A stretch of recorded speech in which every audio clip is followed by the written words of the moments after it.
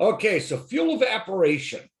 So fuel evaporation has been used on most gasoline-powered vehicles since 1971. So California started doing it in 1970.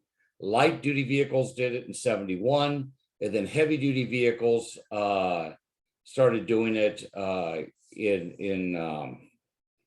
1976 to 1978 transition. So after 1978, pretty much everything powered by gasoline now is a fuel evaporation system, which means that we have a sealed gas tank and we have a charcoal canister to get rid of those vapors. So diesel vehicles are not equipped with a fuel evaporation system because diesel is non-volatile. Diesel is an oil. It doesn't evaporate like gasoline does. Fuel evaporation systems are used to help control hydrocarbons because hydrocarbons is unburned fuel. When unburned fuel evaporates, then hydrocarbon emissions go in the atmosphere, which helps make smog. Fuel evaporation systems are either not self-tested, which is everything we have prior to OBD2, what we call a non-enhanced system, which was a transitional system used from 96 to 98, and those systems did not have a fuel evaporation monitor. They did not check for leaks. They only checked for purge. And then the enhanced system, which is what we use today, that was required in 1998. And that system is required to not only monitor purge, but also test for leaks. So we have this basic fuel evaporation system. With a non-enhanced system, we put a sensor on it to check when it's purging. Somehow we're going to check to see when it's purging. And then in an enhanced system, we're going to check for its purging. We're also going to put more stuff on this system so we can check for leaks. So our basic system hasn't changed since 1970. We've just added things to it to allow us to test it. And because we're trying to test it, we have different ways of making the system. We have different tools we can use to test it. I can use pressure, I can use vacuum. I have different ways I can test it. So a lot of the confusion that we see on modern evap systems is not the system itself, although I think a lot of people don't understand it, but it's the stuff we put on top of it to test the system. And the reality is the stuff that we put on to test it has way more problems than the system itself. Okay. And this is not what people thought. Okay. Because 20% of all the emissions in the car could come out from fuel evaporation. So that's why that was really an early system, major development. We're putting the system on. So we got PCV and we got evap. There's 40% of the emissions coming out of a car, and two really low hanging fruit, easy things to get. And then we put all these other things on top of it to test it, which gets really, really confusing for people. And those are the systems that have the best. So the original thought is these systems that are not being tested by the computer are major sources of emissions. So we have this fuel evaporation monitor now, and we have what's called the low pressure fuel evaporation test, which we have to perform on most vehicles 95 and older as part of the smog inspection. We're actually pressurize and test the fuel evaporation system looking for leaks. And guess what they found when we started doing that? Almost no systems have leaks. So we had to buy this $3,000 piece of equipment. It takes longer to do the smog. Everyone hates using it. And we find hardly any vehicles fail, which was not what they expected. I mean, they thought we were going to be failing a fair amount of vehicles. You think about it, we're smogging 1976 to 1995 vehicles without this fuel evaporation monitor. So these are the vehicles we had to do the low pressure fuel evap test on, still do. And the expectation is, I mean, we got these vehicles, they're so old.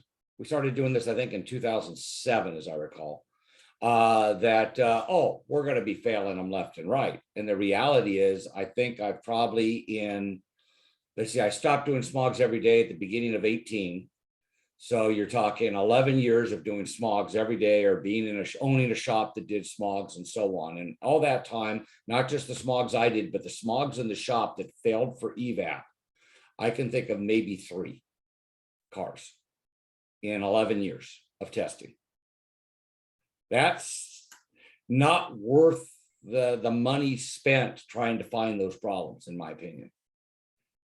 When you look at the money the consumer had to pay because they helped keep prices up because it took us longer to do.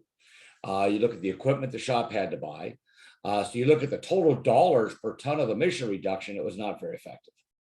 There's other things we could have done that would have been more effective, but that was the thought. The thought was that this was a major source because we know how much that the fuel evaporation system is designed to control. And the feeling was these cars are old, so the fuel evaporation systems are all leaking. And guess what? They weren't.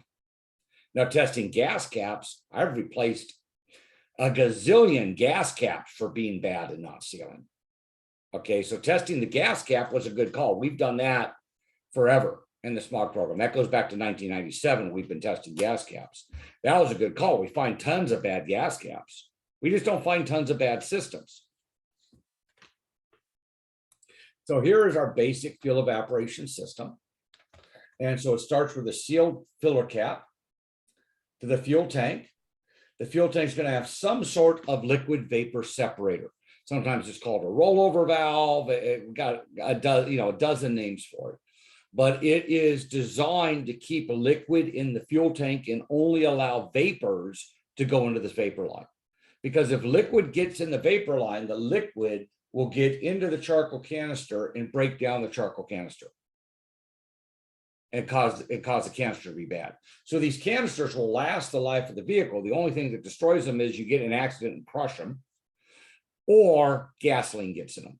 Those are the two things that can cause the canister to go bad. So if we ever have a canister coming apart and we get, pieces of carbon stuck in the lines or stuck in a purge or something like that, that's almost always because gasoline has gotten into the canister. How does gasoline get in the canister? Someone's topping the tank off.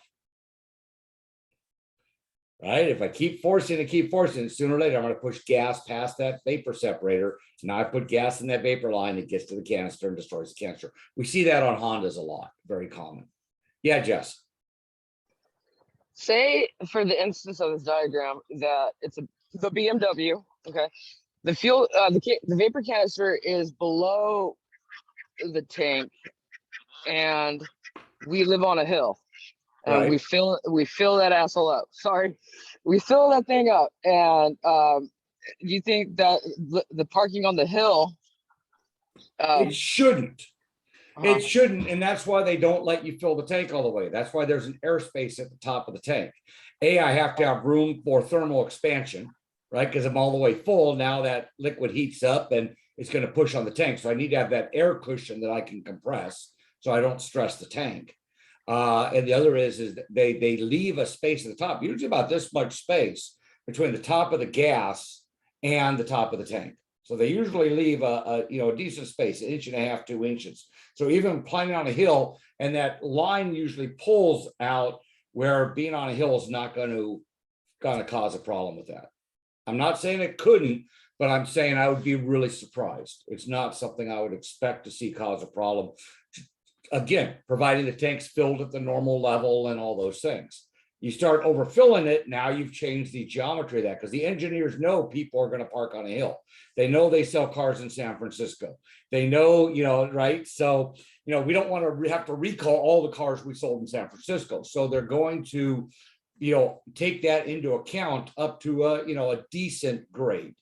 What's a decent grade? Is that 6%, 8%, 10%? I have no idea. Okay.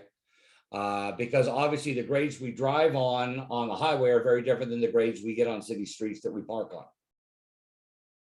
And but no, that is built in, and a lot of times that liquid vapor separator is more towards the center of the tank.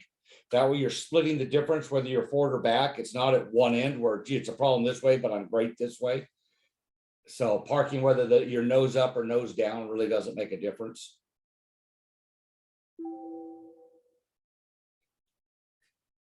Good question. So we have the liquid vapor separator, comes up, and here's my charcoal canister. And my charcoal canister has a purge line going to it where it's allowed to get rid of those vapors it collects. And in this case, because it's old, this is a picture of a car with a carburetor, it has a line going to the carburetor float bowl because the gasoline in the float bowl would evaporate, and we want to capture that in the canister also.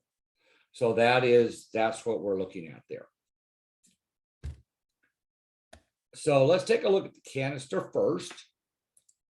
So the canister has activated charcoal in it. So this is the same activated charcoal we use in aquariums, we used in gas masks back in World War I.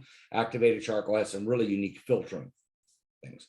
So what it does is, as we have the vehicle and gasoline being volatile evaporates in the gas tank, we're going to get fuel vapors into the charcoal canister. The activated charcoal is going to grab the fuel vapors, but allow the air to escape through the bottom out the filter. Right? Because I don't want my gas tank to end up like my gas can from on the lawn where it gets pooched out or sucked in. I want it to stay the same size. So the gas tank has fuel in it. The fuel is going to evaporate. That evaporation, the hydrocarbon molecules are captured by the charcoal. The air is allowed to escape, keeping tank from building pressure. If I have an old car like this where it's attached to a float bowl, I would also have my float bowl vapors come down and do the same thing. The hydrocarbons are going to be grabbed by the activated charcoal, and the air is going to be allowed to escape. So now I have all this activated charcoal with hydrocarbon elements that we filtered out. When we start the car and we start purging, vacuum is applied at the purge line. So at the purge line, vacuum is applied, fresh air is pulled in from the outside. It grabs the hydrocarbon molecules that are attached to the charcoal, pulls those hydrocarbon molecules through the purge line into the engine to be burned.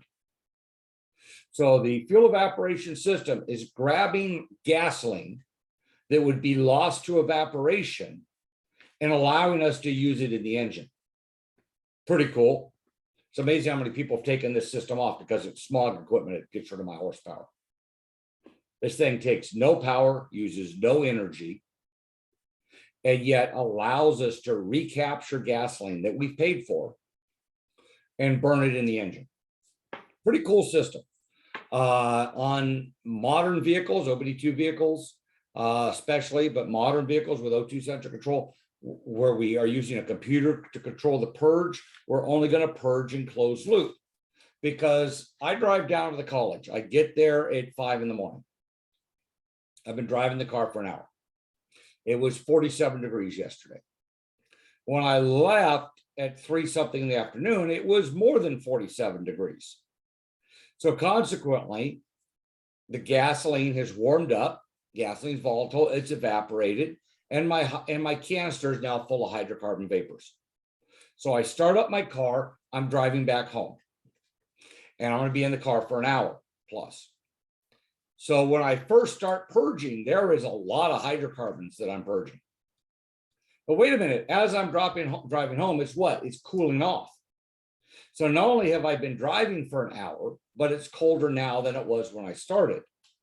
So I have less fuel volatility when I start now than I did when I started driving, and I've already gotten all those hydrocarbons out.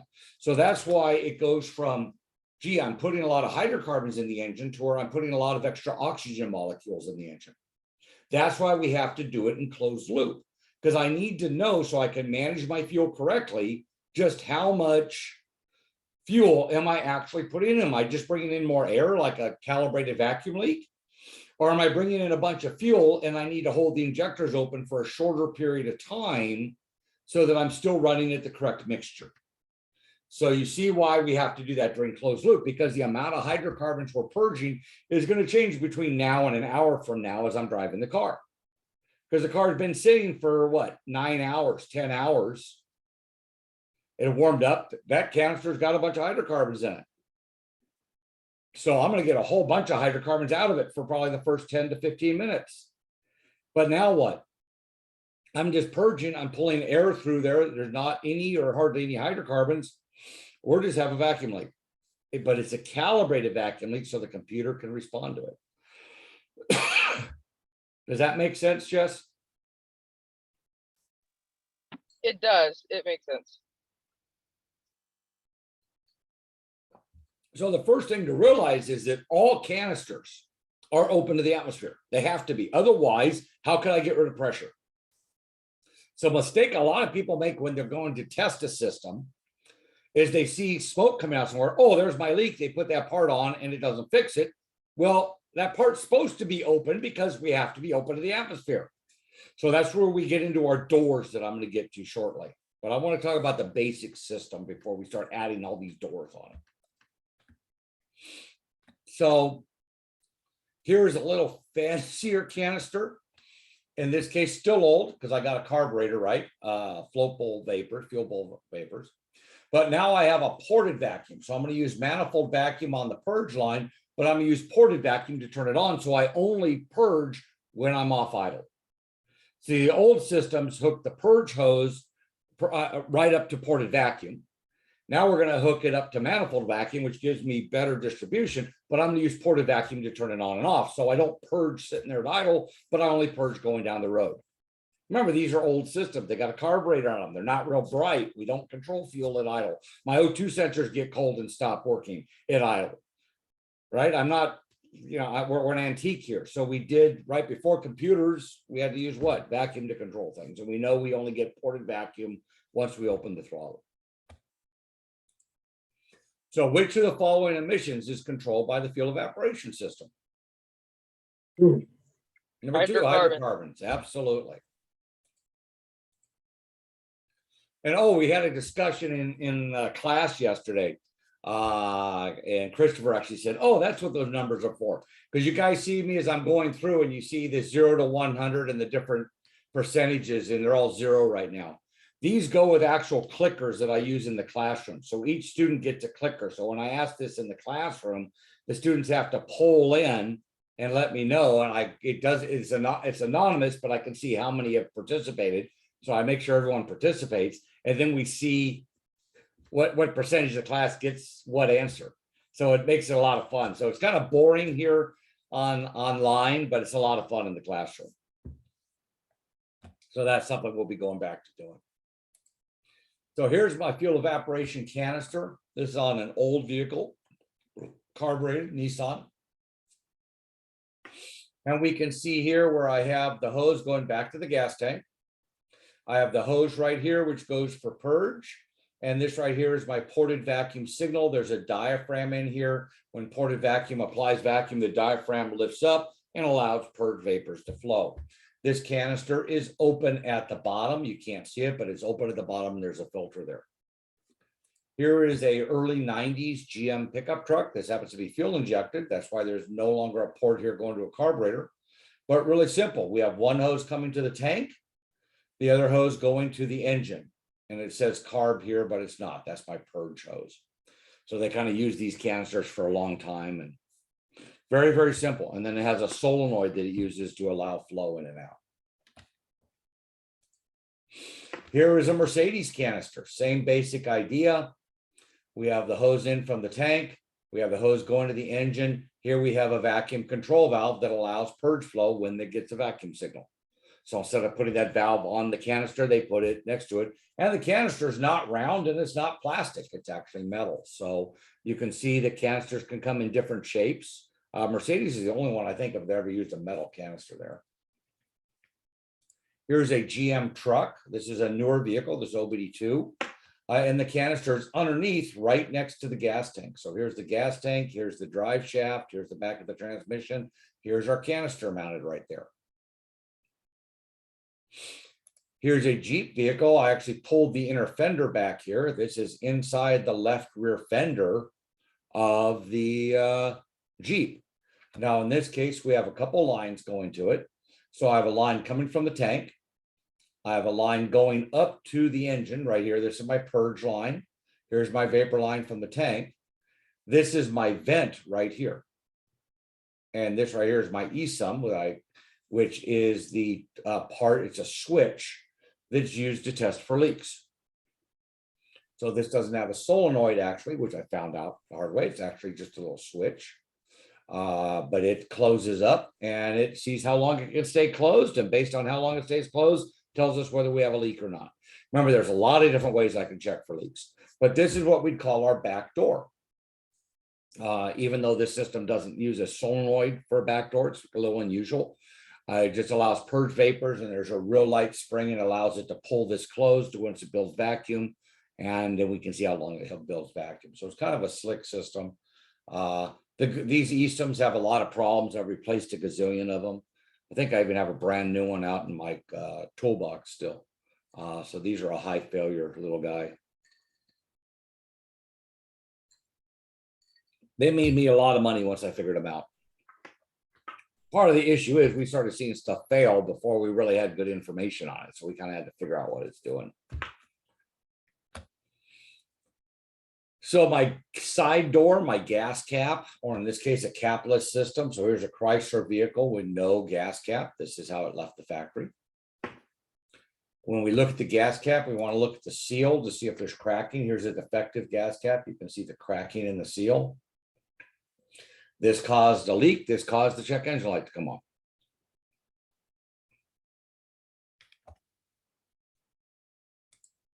So here's a liquid vapor separator. Here's kind of a zoom in on it. This right here would go through the top of the fuel tank. We have a little float here. We have an orifice that allows vapor. So you can see they really work hard to try to keep liquid fuel from getting through here. Not only there's a float that's going to plug this, but then you also have a very small hole. So it's really working hard to try to keep you from getting gasoline into this line. That being said, people manage to do it. Some cars is usually be more common on than others. Hondas are a car that's pretty common on some of the models because of where they mount the tank and how the system is. Here is a bowl vent valve.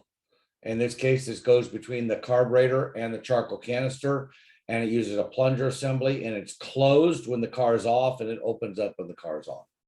So it seals the float bowl. Ford used these, some other manufacturers did also. At a minimum, what percentage of total vehicle emissions is controlled by the fuel evaporation system? 20. 20, all right, number 2, 20. So now let's look at some add-ons. So early OBD2 systems did not require enhanced fuel evaporation controls. Non-enhanced systems were limited use from 96 to 98. Books and documentation will all tell you they were only allowed to be used in 96 and 97. The problem is I've seen a 98 vehicle with a non-enhanced system, and I took pictures of it. So they do exist. So that's when I had to change all my slides, and the books were wrong. So this means the system could not detect a leak. A loose or missing cap would not be identified by the system. It can only detect vapor flow or purge vacuum by using a switch or fuel trim. So some of these systems used a switch that I'll show you. Some of them just monitor the O2 sensors and said, does fuel trim change when we purge? I don't know what's in the canister, but we should either go lean or rich. We should do something, right? So we're just looking for a change. This system can be identified quickly by using the unhood vacuum diagram. The diagram will indicate just a purge solenoid with a vapor or purge switch, no vent solenoid valve. Another way of quickly identifying it is you will not have an evap monitor. So the vehicles that use this non-enhanced system do not have an evap monitor. If it has an evap monitor, it checks for leaks. So you can go in and look at your monitors, and that'll also help you. This only applies to OBD2 vehicles. So here's a rough picture of it. So here's our little rollover valve, liquid vapor separator. Remember I said we have different names for the same thing. And here it goes to a evap emission pressure control valve with internal orifice. So this was just a restrictor that Ford used, went to the canister. The canister is open for the vent.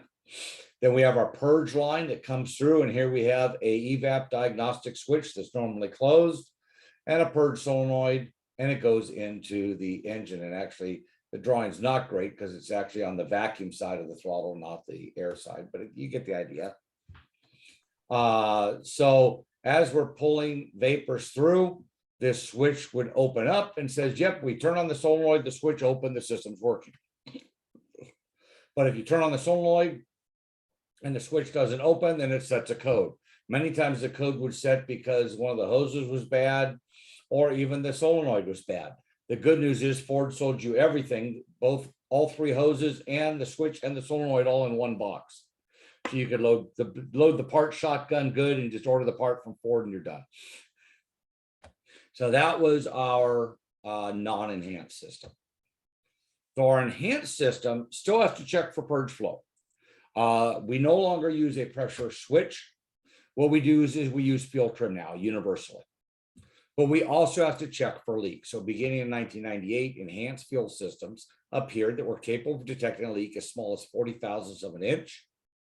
By 2000, all vehicles were required to phase in an enhanced system capable of detecting a leak as small as 20 thousandths of an inch.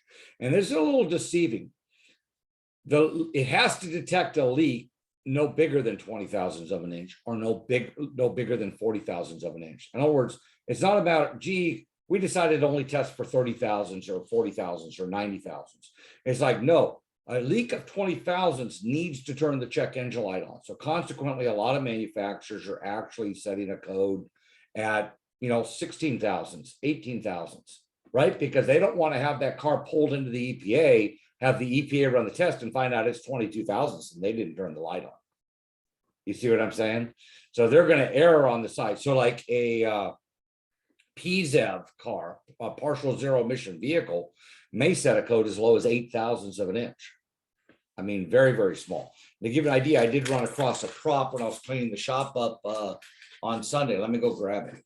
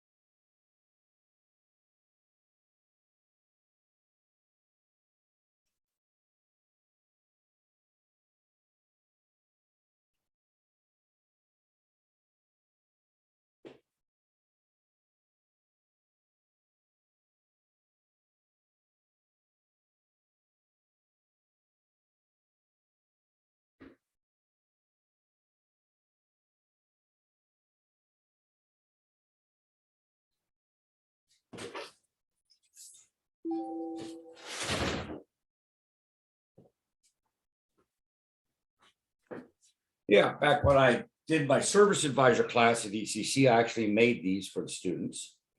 And it's a piece of wood. And what I did is I took 125 thousandths. So that's a what? 125 thousandths is an eighth of an inch, right? So anyone who's drilled a hole knows an eighth of an inch drill bit's pretty small. Then here's 90 thousandths, which is what some manufacturers test for their initial did you leave the cap off test. Here's 40 thousandths. Here's 20 thousandths. And you can see that's a pretty doggone small hole. So does that 20 thousandths need to be in one place? No. We can have 3 thousandths here, 5 thousandths here, 8 thousandths there, right? I could have a lot of really small leaks, and I've had that. Or I could have one leak, but that's what we're looking at. Anything 2000 and newer, I'm looking at a 20 thousandths leak. So boy, I can hardly see that when I have the hole in the board. Imagine trying to find this on top of a gas tank or some other place you can't see, right? It's pretty tough.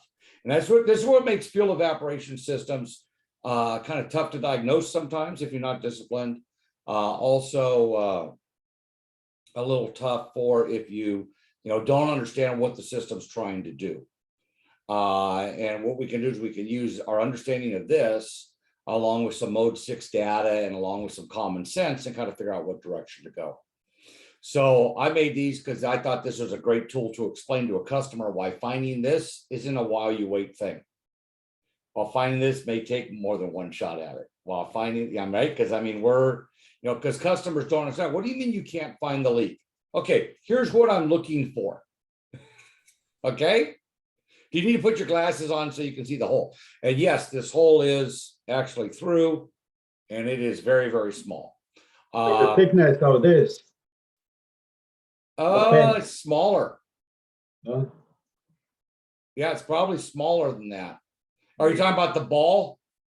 The tip. I think it's smaller than the tip, because if I go up here, here's the tip of my pen. See, Oh, I mean, it's a small hole. Mm. Like I said, it's about the size of the ball in the tip of the pen. like a needle. Yeah, exactly. So yeah, we actually cut these out on the laser. So that's how we got that 20,000s. So it was very, very precise. So yeah, I made these for interacting with customers and that. So I did those. One of my projects.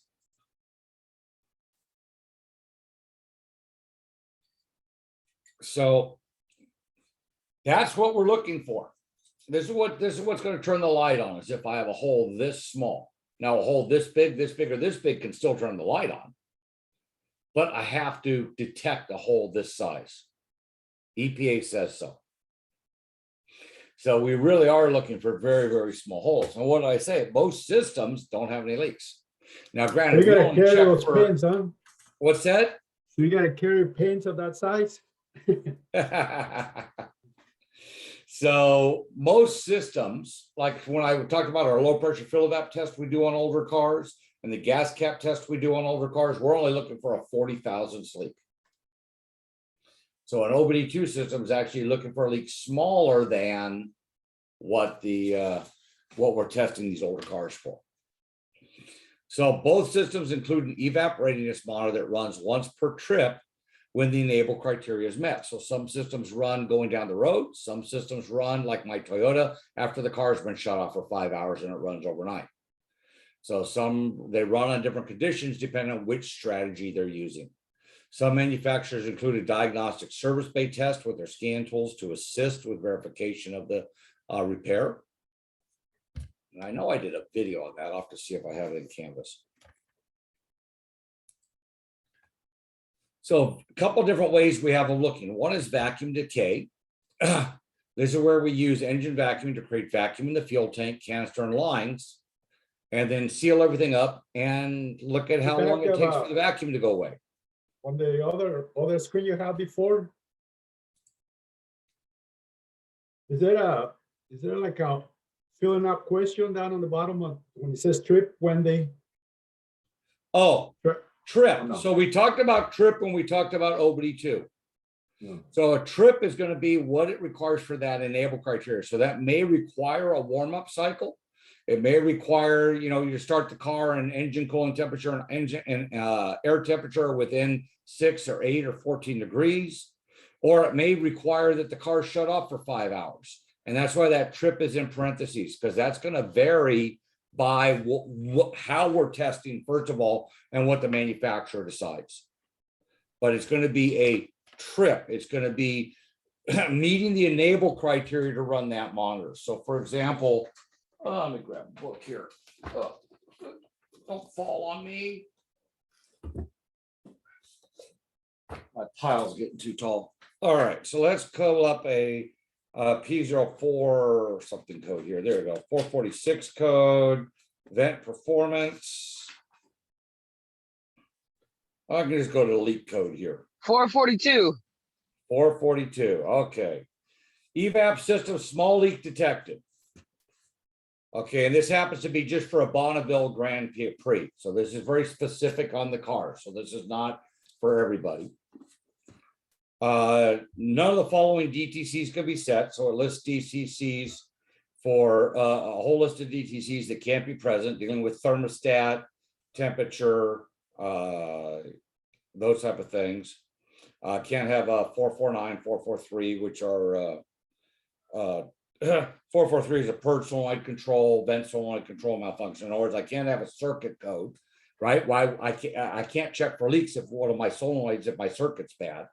So that makes sense. So let's get into so the enable criteria is engine running, system voltage between 9 and 18 volts, ECT and IA temperature sensors from 39 to 86 degrees Fahrenheit and within 16 degrees of each other at engine startup.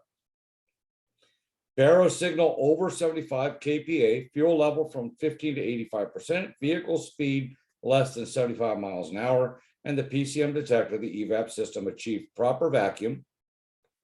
but the vacuum decay condition was detected during the evap leak test. The PCM monitors the fuel tank pressure sensor to determine the vacuum decay rate.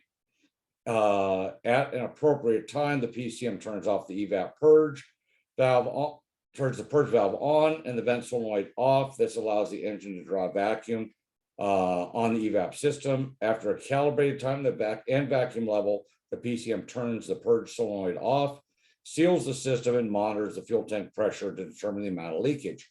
So a trip in this case, because it tells me what it's looking for, what it does, the trip is I need to start with an engine where my engine coolant temperature and intake temperature are between 39 and 86 degrees and within 16 degrees of each other.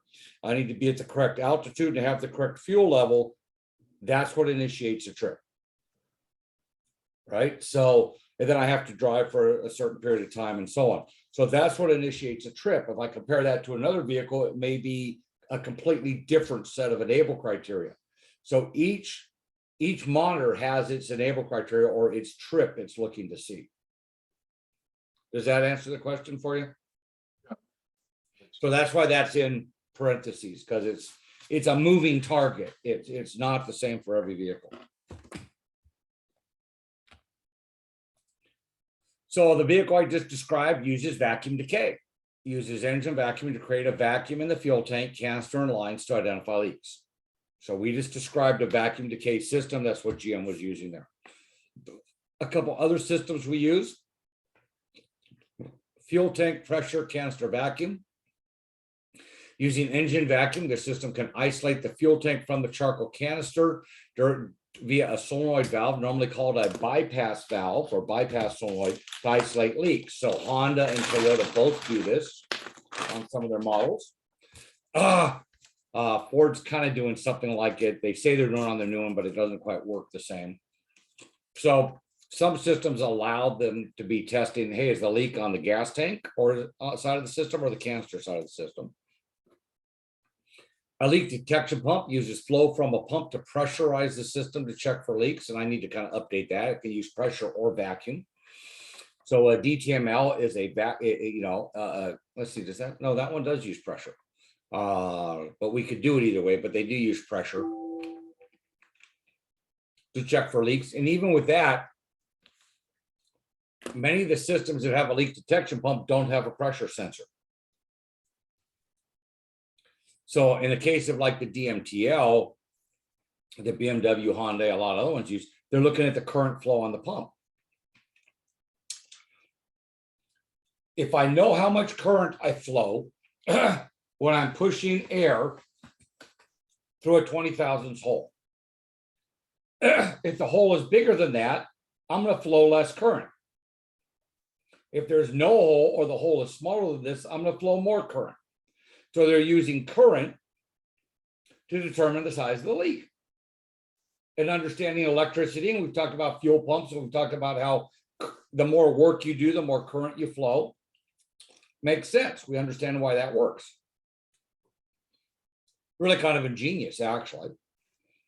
Chrysler, on the other hand, uses a vacuum-operated mechanical pump that has a little piston that goes thump, thump, thump. What they do is they put a switch at the top. So it goes thump, thump, thump, thump, thump until it builds up all the pressure. Then the pump stops pumping. Well, when the pump stops pumping, the switch stops switching. Now, how long is it before we have to pump again to build up pressure? Based on the amount of gas in the tank, right? Because I should have to pump up sooner based on volume in the tank. I know what size leak I have. Right? We pumped up. Did I have to start pumping again too soon? If I did, I have a leak. Real simple. All logic.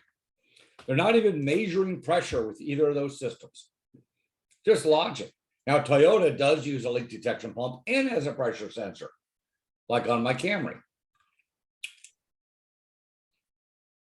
Engine off natural vacuum uses a principle that gas fluid expansion contraction in a closed container. As temperature changes, the result increase or decrease in pressure or vacuum will identify a leak. So someone really loves math on this. So what they're doing here is these systems all use a pressure sensor. And what they're doing is they're saying, you know what, if I hold my breath, if I seal the system off, and it is 86 degrees out, and I have half a tank of gas, and I have no leaks, here's how much my pressure should increase due to fuel volatility in the next 20 minutes. And oh, my temperature's still at 86 20 minutes later. You know, if it's 30 degrees, what's that look like? If it gets colder while I'm watching it, what does that look like? So someone really spent a lot of time doing a lot of math to figure that out. But manufacturers do like engine off natural vacuum. Several manufacturers use it. So these ways of testing are all on top of our basic system I talked about. The basic system hasn't changed. We just have multiple ways and multiple strategies to figure out if it has a leak. So if I have a code for a leak, one of the first things I need to understand is, how did the computer decide it has a leak? So get out of that. I got to go find a leak. I got to go find a leak. I got to go find a leak. It has a leak. It has a leak. It has a leak. Until you know how the computer tested it, just like I did here, I know by reading this that it put in vacuum and it looked for the vacuum to drop. Okay, so it uses a pressure sensor and it's looking for that. It has a couple doors. I get it. I'm going to show that system to you here on the next couple slides.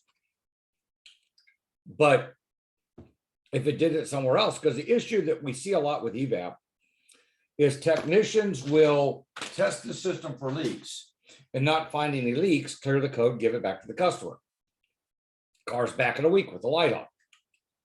Check it for leaks, give it back to the customer. If you don't understand what the computer's looking at, how can you tell the computer's eyes are any good? Right? Maybe the computer is just blind, so it's just going, hey, we're leaking. I don't see anything here. Right? So I need to understand what it's using so I can properly test the system. But I'm going to show you how a vacuum decay system works, which is, I think, the easiest system to kind of explain what's going on in the purge. Everything else is kind of a variation. So when the purge flow valve is activated, the canisters purge the fuel vapor. So we're going to activate this. So I have two doors. I have a front door, which is normally closed and takes an electrical signal to open. And I have a back door that's normally open that takes an electrical signal to close. So by using the computer to open the front door, we're now going to pull vacuum into the evap system, which will pull fresh air through the canister, through my back door, up to my front door, which is now commanded open by the computer, and allow hydrocarbon vapors into the engine. So when I'm purging, I'm not taking things out of the gas tank. I'm taking things strictly through the canister. So all we've done with our canister, instead of having that opening on the bottom of it, we've now narrowed it down to a small area and put a solenoid on it. Still open. It's naturally open. The only time we close the solenoid is when the computer's testing it for leaks. That's the only time the solenoid's ever closed. So this is always open. I unplug it, it's open. I look at it, it's open. The only time it closes is when it's running the evap monitor. This solenoid is always closed. It's always sealed. The only time it opens is when the computer sends an electrical signal and opens it. Can you go over which So my ones, front door is normally closed, my back door is normally open. And the reason why I use the front door, back door strategy is A, we can kind of visualize it. B is, I may have 5 different names for this front door. I could call it a vacuum switching valve, purge solenoid, evap pressure control solenoid. I mean, there's all different kinds of names we can give to this stupid thing. The bottom line is they're all the front door. They're all normally closed, and it takes electrical signal to open it. So it's understanding, if I understand the function of what it does, I can look at the schematic or look at the vacuum routing diagram and go, gee, there's my purge solenoid. I don't care what they call it. I know what it is. So as we move on, now I'm going to look at my fuel tank pressure sensor. So when the evap monitor runs and the system tests for leaks, it first opens the front door to create a vacuum in the system. So as we open our front door, even though we're pulling through our canister, we're still going to put a slight vacuum on the fuel tank. And that's kind of partly goes back to that Venturi principle we played with yesterday. But there's a little bit of restriction. We're able to flow more through the purge than we do normally through the vent, even though the vent's bigger. And we normally put a slight vacuum, very, very slight vacuum on the tank, which so the computer can see the pressure sensor move. Hey, guess what? We're purging. I know we're purging. I know it opened because I saw the tank pressure move. So that's one way we have of checking to see, does the purge work? So we've opened, we're flowing through. I have the pressure sensor.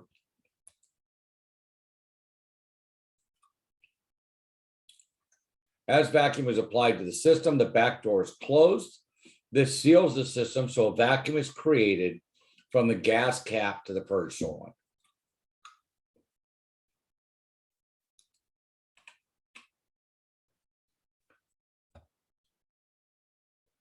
The PCM now monitors fuel tank pressure sensor for vacuum loss decay over time. All right, so we open this, had vacuum. Now we close this, build vacuum up even more.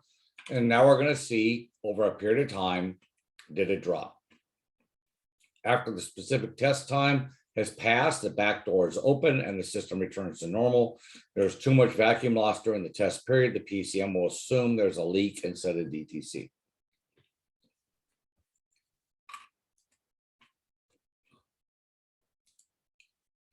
So hopefully that little demo helped a little bit. So fuel evaporation, what is the difference between the enhanced fuel evaporation system and the non-enhanced system?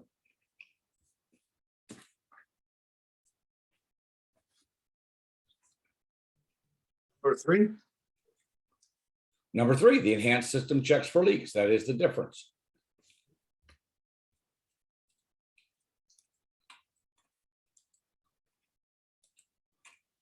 So here is a picture of a purge solenoid. They don't all look this way. But here's a purge solenoid. This is my front door.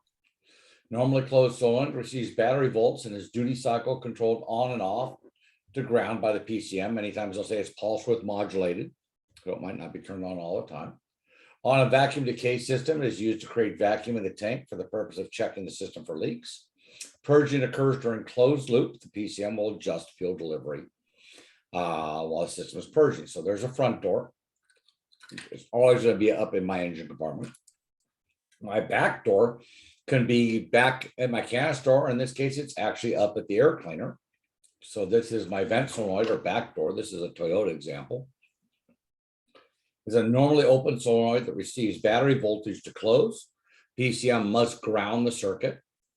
It is open to atmosphere when the solenoid is not grounded by the PCM. The only time it's commanded closed, grounded by the PCM, is when the evap monitor is running. So some systems use a fresh air filter for the inlet, the air for the canister. This system can suck in dirt, water, cobwebs, and can result in a failed solenoid.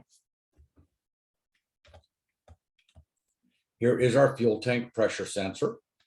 So our fuel tank pressure sensor is the primary sensor that identifies vacuum pressure decay during the evap monitor in these systems that use vacuum decay. Sensor is extremely sensitive and can accurately measure less than 0.01 psi. The sensor can measure both positive and negative vacuum. Actually, I think I may have one of those handy too. Let me go grab it.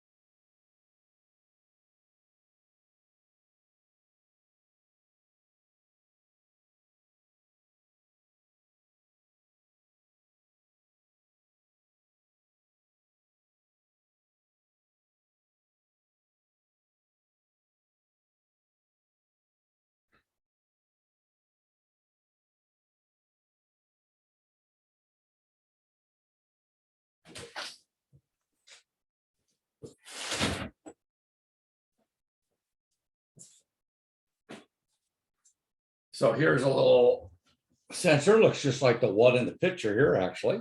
Same car, not same car, but same brand of car. And so here it has a little rubber seal that goes through the top, and it's open at the bottom, and it has a 3-wire connector. So this is just like a map sensor. So internally, the internal circuitry is the same as a map.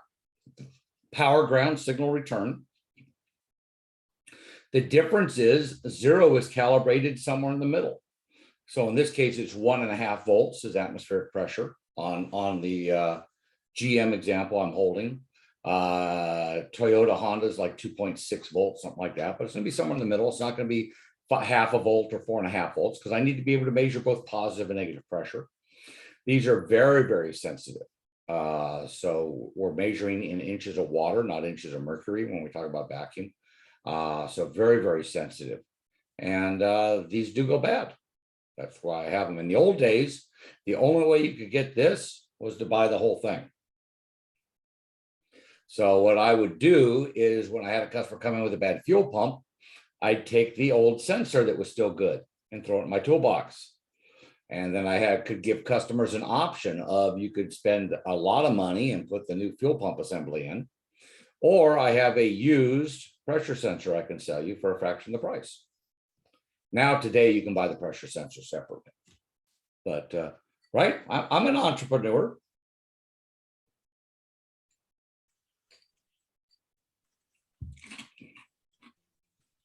So this is the pressure sensor. So a lot of manufacturers use these. A lot of them are mounted on the tank, but we'll see some are not directly mounted on the tank. Some of them are mounted on a hose between the tank and the canister, or they're remotely mounted off the tank with a hose. So again, it needs to measure the pressure in that part of the system that we're going to put under vacuum. So I can mount this anywhere in that location.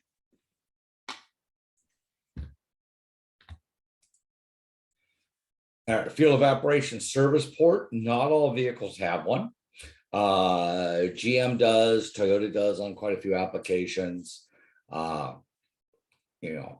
does. So some manufacturers use it, some don't. So these service ports are provided for testing the fuel evaporation system. They're going to be located between the canister and the purge solenoid, is where they're always mounted. Or almost, that's where they're always mounted in, but they're kind of funky. Ford on some of the Mustangs, this is the only way to test the system, because the canister is mounted in the right front fender and you can't get to it. There's just a service port sticking up to check it. Although not required, some OEMs can provide a evap service port on their vehicles, and the service port systems come in different hoses.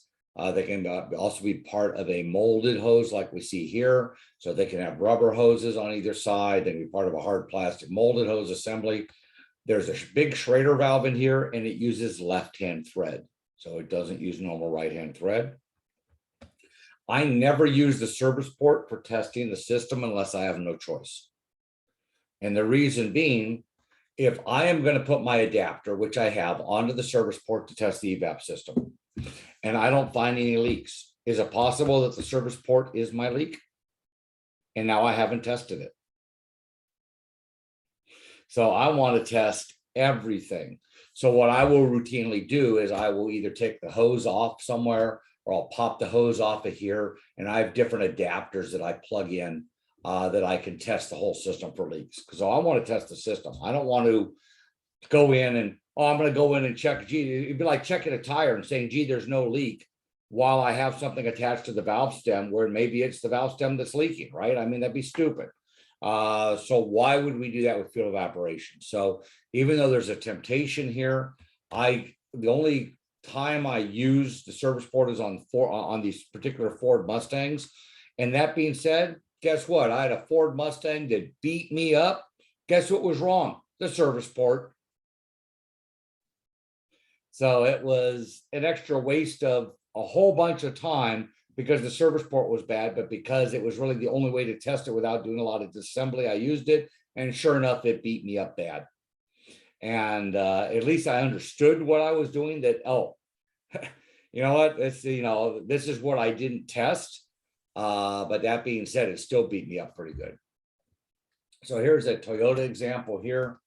We can see the service port right here. There's not a lot of things that are green underneath the hood. So this can also help us identify this hose. One end of it's going to go to the purge solenoid on the engine. The other side is going to go to the steel line that goes back to the charcoal canister, in this case, in the rear of the vehicle. So if I'm testing this system, a lot of times what I'll do is I'll just take one of these hoses off. And I'm going to test everything from here going this way. Then I'll test everything from here going this way. I'm just splitting the system. But I'm not using the service port. When discussing a fuel evaporation system, the front door is another name for which component?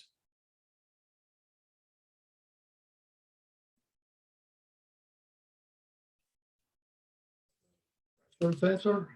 No. Not the flow sensor. Point solenoid? Purge solenoid. Yep. Front door is a purge solenoid. Doors have to be open and closed, not just tell if we're open or closed. So purge solenoid is my front door. And my front door is normally closed. All manufacturers, universal, everybody, no exceptions. When discussing fuel evaporation, okay, so okay, sorry. So that's kind of it for fuel evap. I do have a separate PowerPoint on fuel evaporation testing. And I talk about testing the system. So let me swap PowerPoints here real quick because I've not integrated that. Yeah, let's do that one. Yeah, I knew you'd want to do that one. Okay, so let me grab the other one here before we get to catalytic converters. Okay, computer. Oops, wrong one.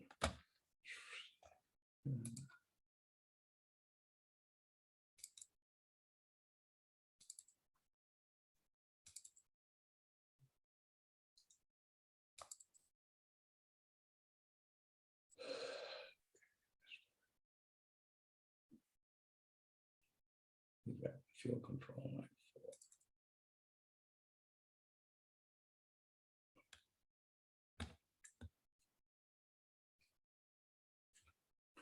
Yeah, I thought I put that other picture in this demo and I didn't. So good. Okay, I'm glad I did that. All right.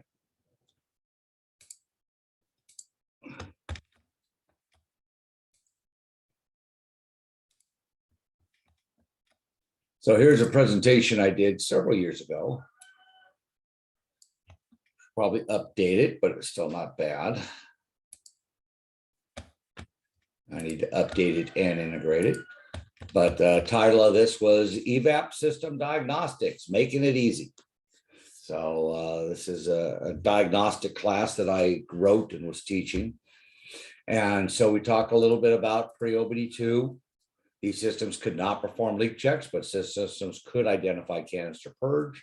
In OBD2, a variety of systems are in use today. We have our non-enhanced systems that only detect purge flow. These systems do not include a readiness monitor. In our enhanced systems, can detect a leak using vacuum or pressure, monitor purge flow, and they include a readiness monitor. Some systems are tested with the key turned off.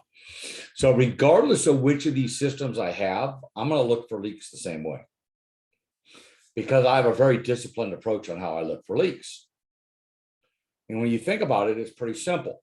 So if I have a bottle, for example, and if I'm looking for a leak in a bottle, I need to make sure the bottle itself doesn't have any leaks. And then I need to make sure the cap seals, right? I mean, it's not rocket science. So if I look at my evap system, I need to make sure that my system doesn't have any leaks. I need to make sure my front door works. I need to make sure my back door works. And I need to make sure whatever pressure sensor or whatever that the computer is using to look at things also works. That's it. So do I have a leak? Yes or no? Do my doors work? Yes or no? Does my pressure sensor work? Yes or no? That's it. Okay.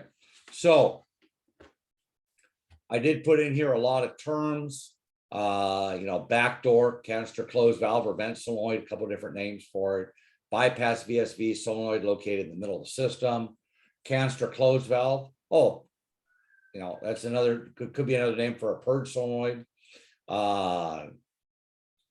Charcoal canister, DTC evap, So I kind of got some different terms in here, but let's define leaks. So this gets into people really confusing. So in general terms, the following can be used to describe most manufacturers' fuel evaporation system leak definitions. A large leak never reached a pressure threshold. And we saw that in the enable criteria I read. Enable criteria I read right here and how it sets the code.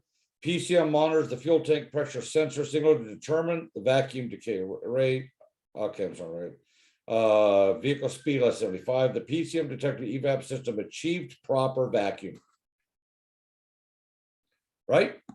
It has to get to a particular threshold. What is that? I don't know. I don't care. So if it's a DMTL system, it needs a certain magic number of amperage. If it's a pressure sensor, it needs to see a certain amount of pressure or vacuum in the system. I don't know what, if it's a little clicker on a Chrysler LDP, it needs to stop clicking, right? Whatever that magic thing is, all manufacturers have it. I don't care what it is. This is a conceptual discussion. So a small leak reached the pressure threshold, but decayed too quickly, which is what we read there, right? It got to the pressure threshold, but it didn't stay there long enough. A very small leak reaches the pressure threshold, but declines slower than the small leak. A pass means that what? It got there and decayed at the correct rate. So a large leak, in simple terms, means it never got to that pressure threshold. So in the case of the Chrysler with an LDP pump that's pumping a switch, it never stopped pumping. How can I check for a leak if we never stop pumping? That's a large leak. Okay, so you're seeing the logic here. So I did a slide here. I drew a picture. And so I have the pass in blue. So there's a pass. My next color, my colors aren't lining up. This thing skewed it with the, this should be purple. The next one, which should be purple, is a small leak. So it got to the threshold, but decayed too quickly. My large leak never got there. So my large leak could be a flat line. We never saw a change. Or it can get up here and it's 0.0001 away from the magic number and it's still a large leak. Okay.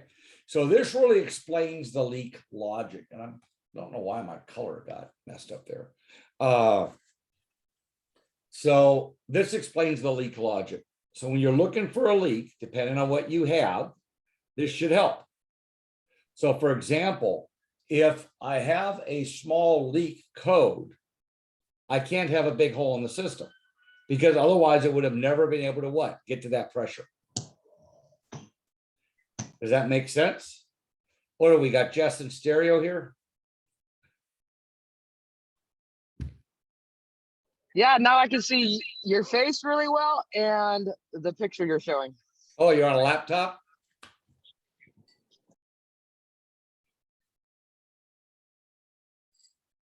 So this is the basic logic, and this logic has helped me fix hundreds, if not thousands, of cars.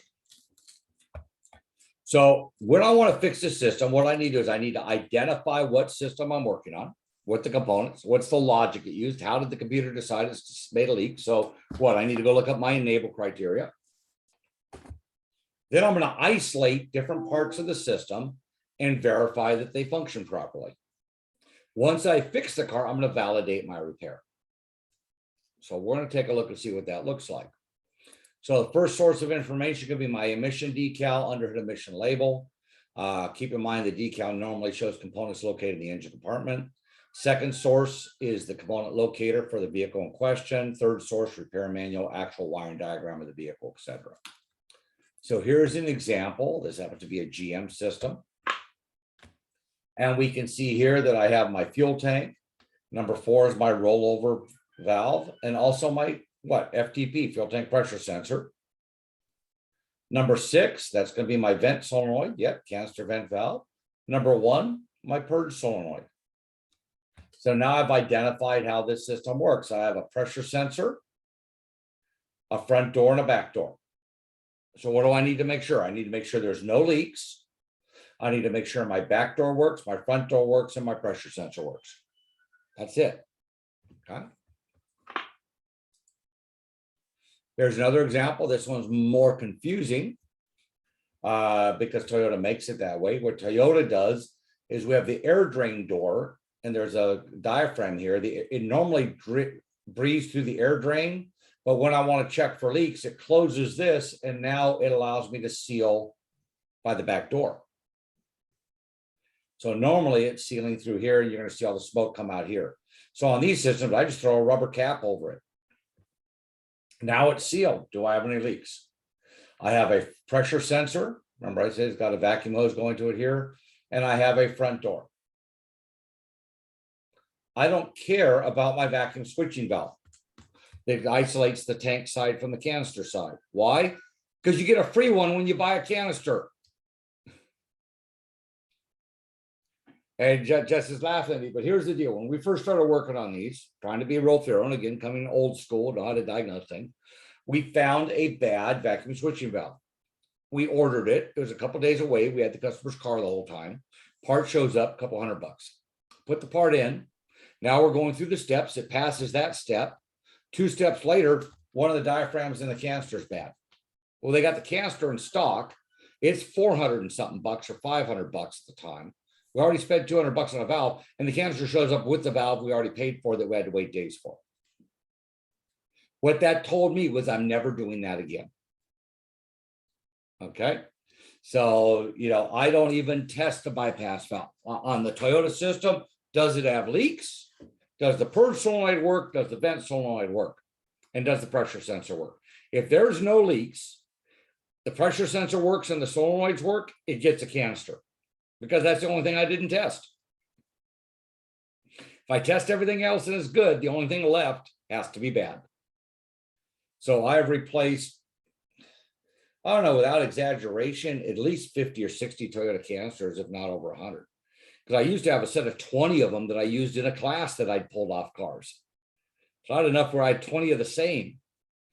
So I have to have done hundreds of these stupid things.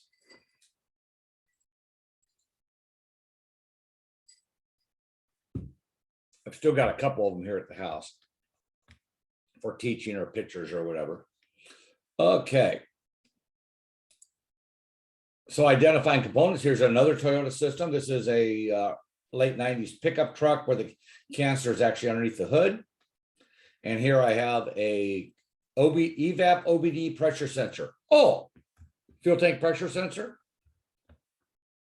And then I have my vent solenoid and my purge solenoid. PWM, pulse width modulated purge solenoid. PWM, pulse width modulated.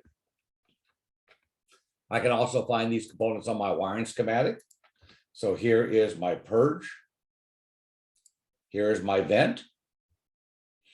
And here's my pressure sensor. 3 wires to the pressure sensor. Gee, how does that work? I don't know. I'm thinking power, ground, signal return. What do we got? VREF, ground, FTP. Right? We've already learned how 3-wire sensors work. Nothing new here. We know how solenoids work. Solenoids need what? A power and a ground, 2 wires. That's how many wires are going there. So one of these wires is going to go to either power or ground all the time. The other wire is going to go to the computer. And in this case, I think I got it coming up on another slide, maybe not on this presentation, but these both share a power wire that comes right up here off of my main EFI relay. So computer controls the ground. So one of the things we did yesterday is we were locating pin numbers on a computer. And we used the, well, we played with the wiring schematic, and we also said, hey, you can use a pinout chart. So here's a pinout chart for a computer on this vehicle. So you can see I have 3 connectors. I have all my terminals for each connector. It tells me the wire color going to it, tells me the condition, what I should have, and what a normal voltage range is based on that condition. And it tells me what each thing is. So I can see here's my TPS, here's my injectors, again, all this stuff. So this happens to be on a composite vehicle that the state used to use. Is why I was using this for the class. I was preparing people for the state test. So what pin is used by the purge solenoid? So if I look down, let's see, purge solenoid. Oh, evap purge, C22. Okay. What pin is used by the vent solenoid? So again, I'd come down here, I'd be looking, where's vent? Oh, evap vent right there, B8. And what pin's used by my pressure sensor? So again, I'd come down through and I'd be looking for the description. I'd be looking for where the pressure sensor is, and oh, FTP, fuel tank pressure sensor, B7, right there. And you see it gives me a range. Ignition on, disconnect hose from pressure sensor, 2.9 to 3.7 volts. Apply vacuum, less than 500, or less than, 19 inches of mercury is what I say, 19.7 inches of mercury, almost 20 inches. I should be below half a volt. And that can't be right. You're not going to use 20 inches of mercury there. Oh, inches of water, excuse me. So it gives us a range. So it gives us a normal range of what I should see there. Same with the other sensor, what? 9 to 14 volts. Well, why do I see that range? Well, because I have battery power coming through the solenoid, and the computer's what? Turning it on and off with duty cycle. So I'm never going to see 0 volts unless I look at it with a scope. If I look at it with a scope, then I would see the whole duty cycle. I'd see it go down to 0, up to 0 voltage. I'd watch it turn it on. So they're giving me a voltage for the average on this 9 to 14 volts. That's an average. That just kind of means, is it doing something? It's really misleading.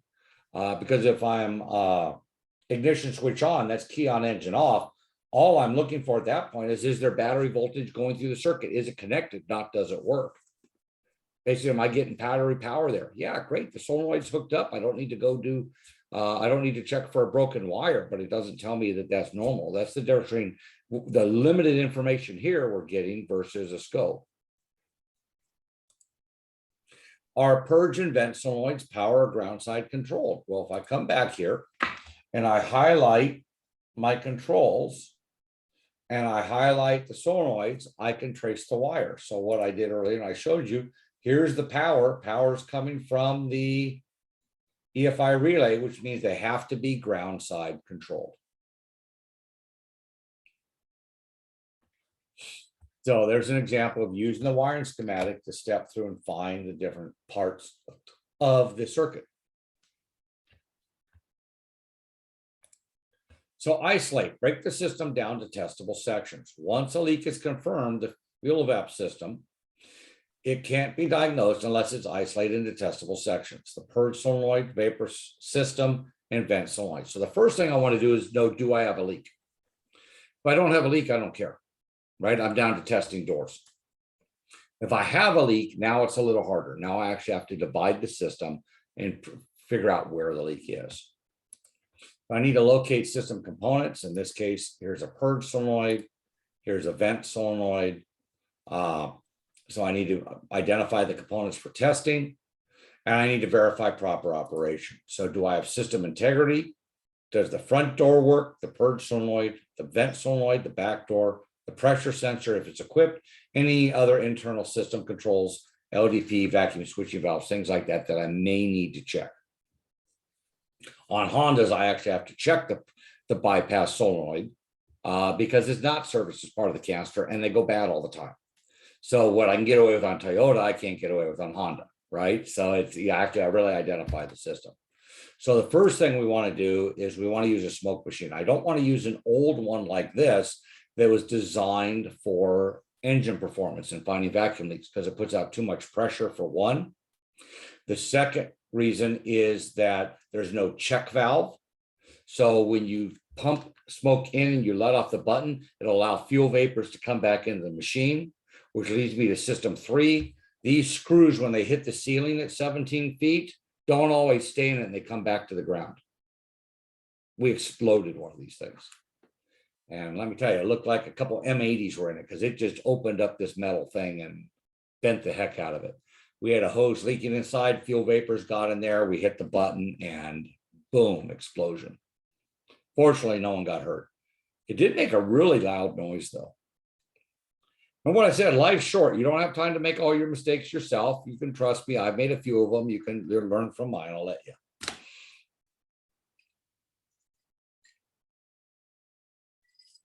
And actually, it wasn't even me. It was the tech who worked next to me. I was in the parts room at the time. It made a really loud noise. So here's an evap approved smoke machine. So a couple of things I'm looking at. One is I want a flow meter. couple real important things here. One is that it needs to be low pressure, and the other is I need a flow meter, because the flow meter is what tells me if I have a leak, not the smoke. Smoke helps me find the leak. It does not tell me if I have a leak. Big difference. So here's a flow meter. If you read the instructions, it tells you to use the little red arrow to calibrate for a 20 thousandths or 40 thousandths, and we got buttons here to calibrate for 20 or 40 thousandths. What I'm going to tell you is that's a complete waste of time. Here's why. When the car left the factory, it had no leak. The car is broken. So therefore, any leak is a problem. Go fix the leak. What am I going to do? Oh, you know, this car only tests for 40 thousandths, and I only have a 38 thousandths leak, so I know that's not my problem. Really? Just go put your head in the door and slam it a couple times. Tell me how it feels. It's going to feel about the same way. So once you understand the system's sealed, I don't care if it is a 1979 car. Once I block off the canister, that's a sealed system. It should have 0 leaks. So therefore, any leaks, hello, something's broken. I'm here to fix cars. And is it possible that leak that's only 10 thousandths now might be 30 thousandths when the car heats up or when the car cools down, depending on when it's tested. So if any leak is a problem, go fix the leak. So when I use the system, what I'm looking for is when I first connect it, the ball's going to go up. And I got a better picture coming up on another machine. And as the system fills up and pressure equalizes, the ball's going to slowly drop. And eventually the ball's going to get all the way to the bottom. When the ball's at the bottom, we don't have a leak. If the ball never gets to the bottom, you have a leak. Now it's time to go try to use smoke, or as I'll show you later, sometimes the leak's so small you can't see it with smoke, and I'll show you how to fix it then, using the flow meter and the other to isolate down to a smaller testable section. Because I've had stuff I've proved that my leak is in an area this big, and it's still taken me a half hour, 40 minutes with smoke on it to find out where in this area it's leaking. So I can prove the leaks here, I just can't see what it is. So I've had some real small ones to find. What I will tell you is when you have a leak, it probably takes longer to fix the car than any other time. The rest of the time it's just doors. Yeah, Jess. Can we use like hold on, I hear my hair echoing. Okay, so can we use like the low pressure air compressor? I don't know how low, you can tell me right now. Nope. And with the flow meter attached to it? No, because you're going to still have too much pressure. Okay. I mean, we're talking like a half a PSI. Very, very low pressure.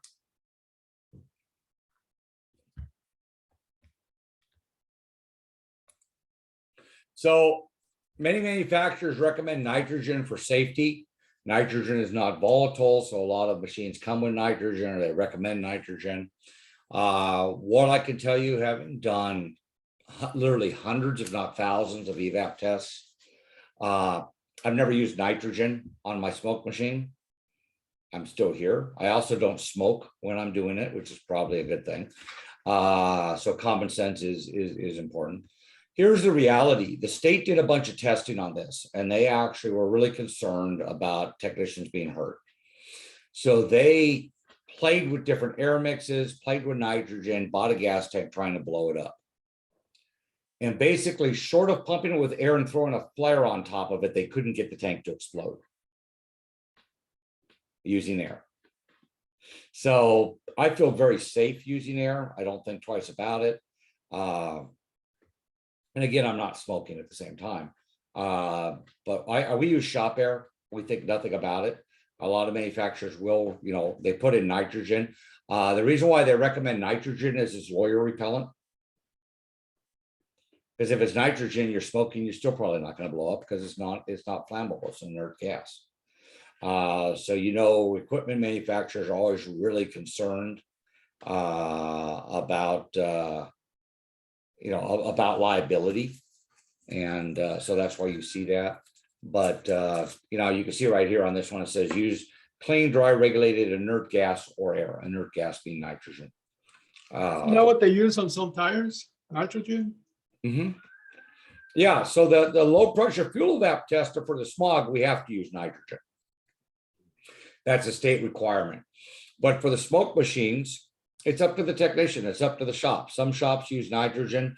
None of the shops I've owned or the ones I've worked in have used nitrogen. Like I said, done thousands of tests, not heard anyone blowing themselves up using air with their smoke machine. So you don't need to worry about going and buying a nitrogen bottle as far as I'm concerned.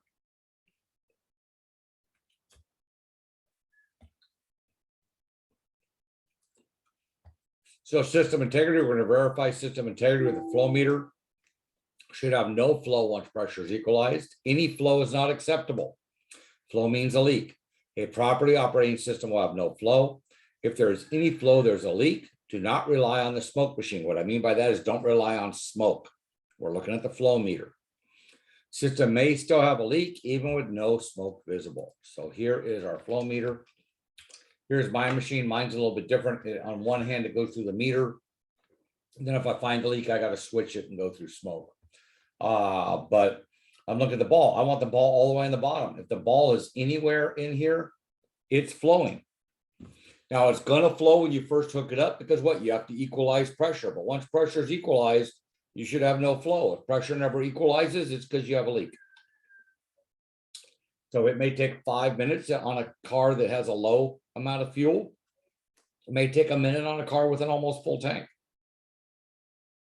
But what I'm checking for is, do I have any leaks? So in order to check for leaks, I have to close the back door, right? Because the back door is open.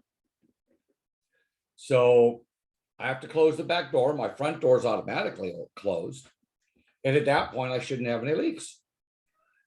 So how do I close the back door? Well, I'm going to get to that in a minute. I have several ways. I can energize electrically, use scan tool controls if they're available. I can take a rubber cap and put it over the hole. Okay. Matter of fact, on a DMTL, that's exactly what I do because I can't seal it using the scan tool, using the controls. All I can do is put a rubber cap over the backside of the DMTL. And I test the system for leaks. Does it have a leak? I'm going to go fix the leak. If there's no leak, now I probably have scan tool controls to open the purge. So let me open the purge. Gee, do I have flow when I open the purge? I guess the purge is working. Can I have a DMTL, please? Right? You see how I kind of get there logically? I'm not worrying about every little thing. It's like I've tested the purge and I want to verify the purge doesn't leak with the engine running also, which I'll get to coming up. But the bottom line is I've tested the purge, I've tested the system. The purge and the system are both good. The only thing left is the DMTL. But I got to test those other two things first because occasionally I do find a bad purge. Occasionally I do find a leak.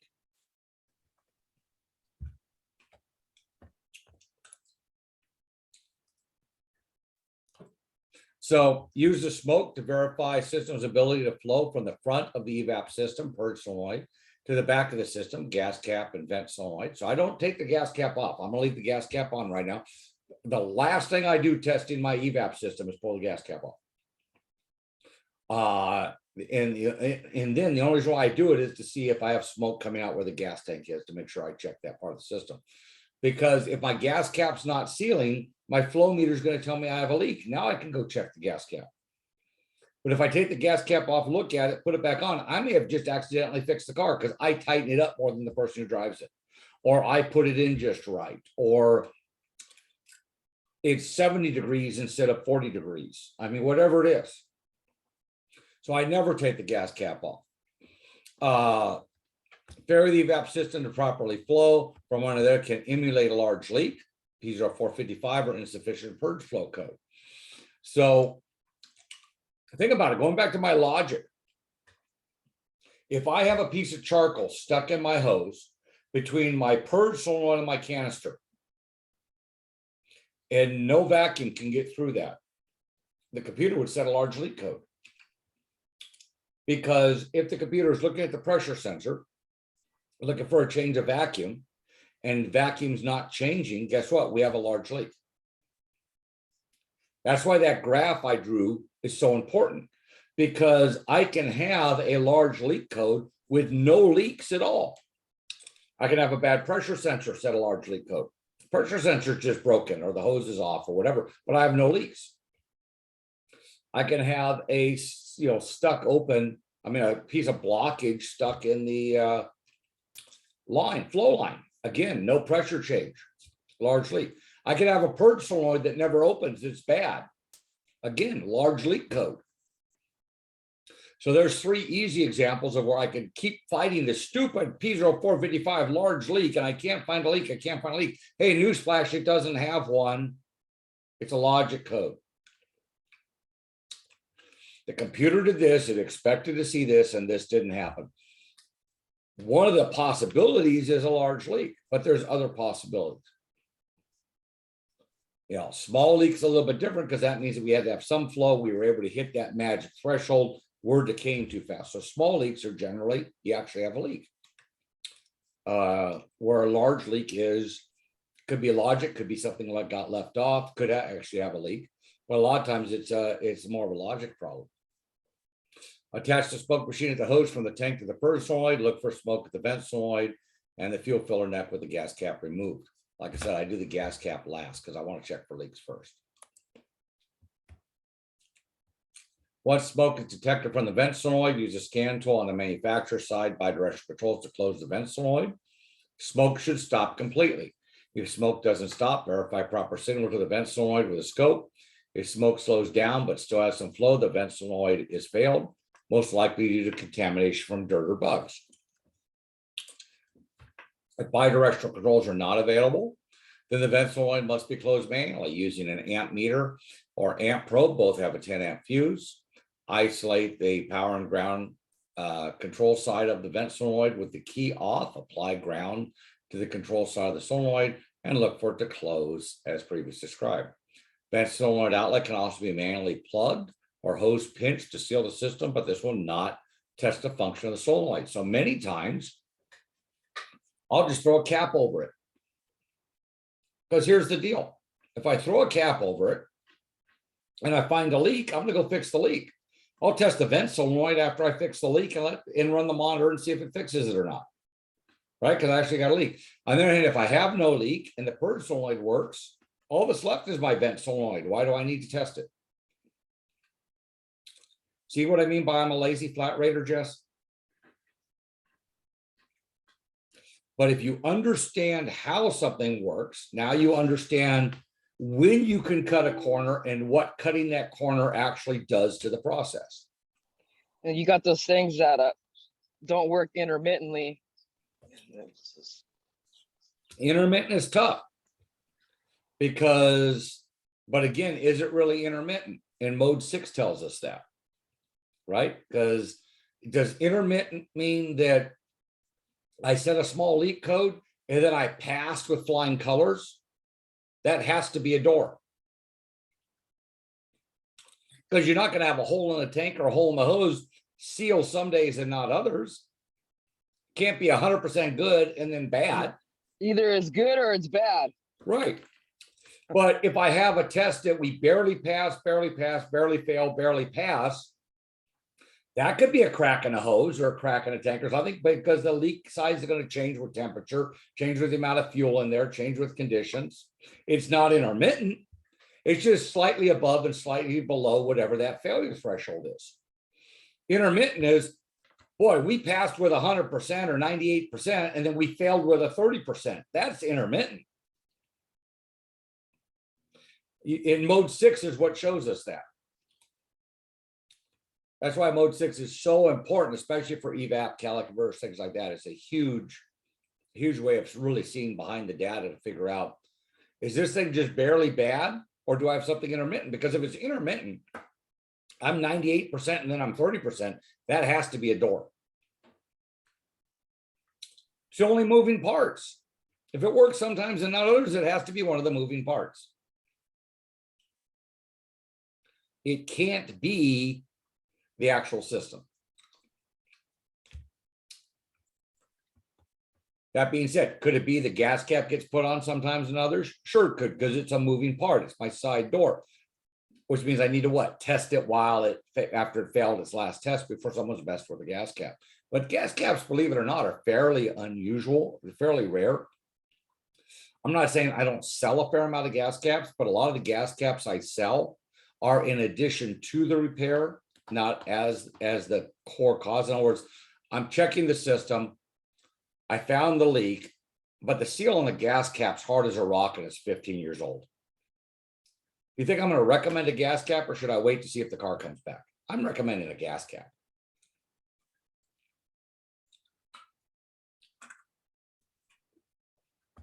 So that's where a lot of that comes in, and that's just good practice.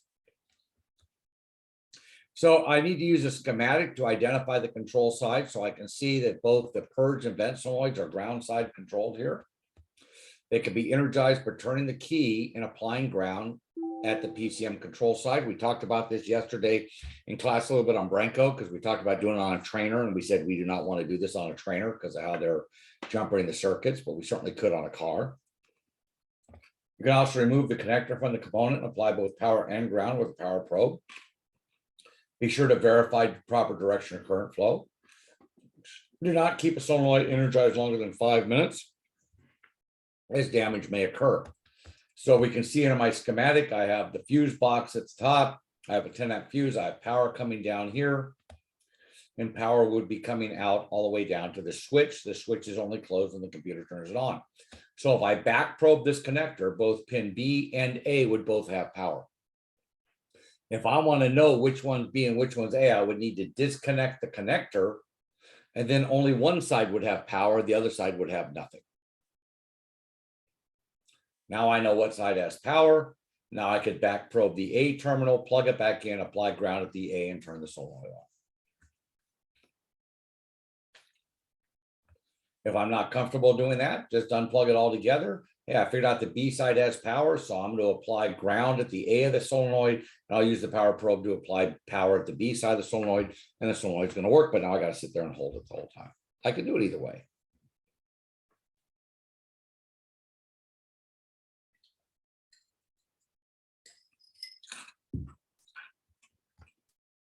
Smoke testing and leak testing from the tank.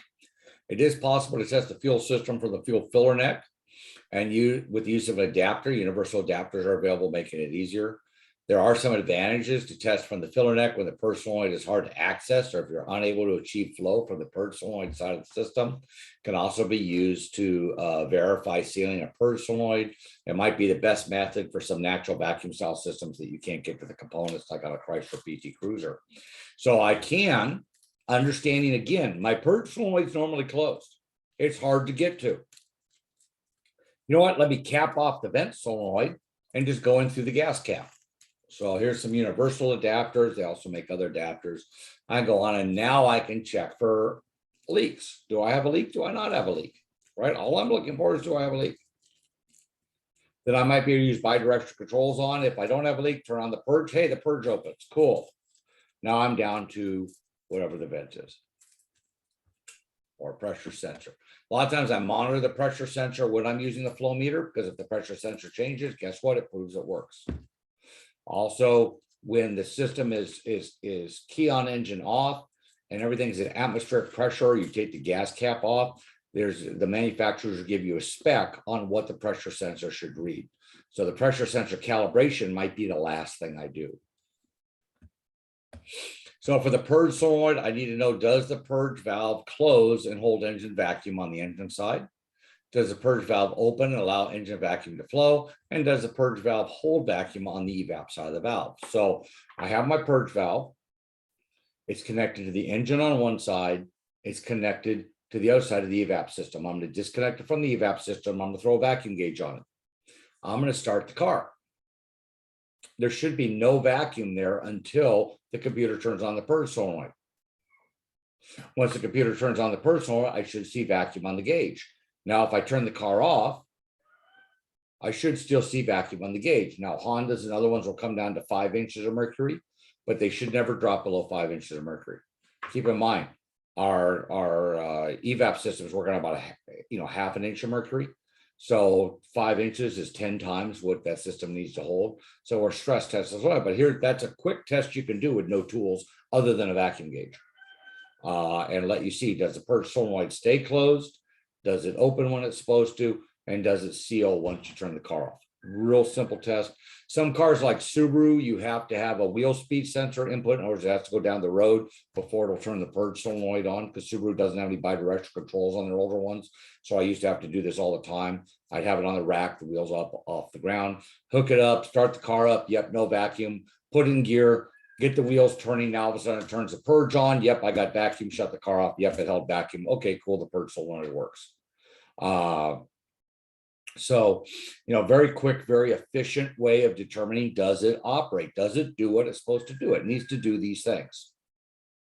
And I don't care how we get there. Do we get there with bidirectional controls? Do I get there with using a power probe or some other source to turn it on? Or do I, drive the car to make the computer turn it on? What do I need to do? But I need to make sure that no vacuum gets through that solenoid with the engine running when it's not being turned on.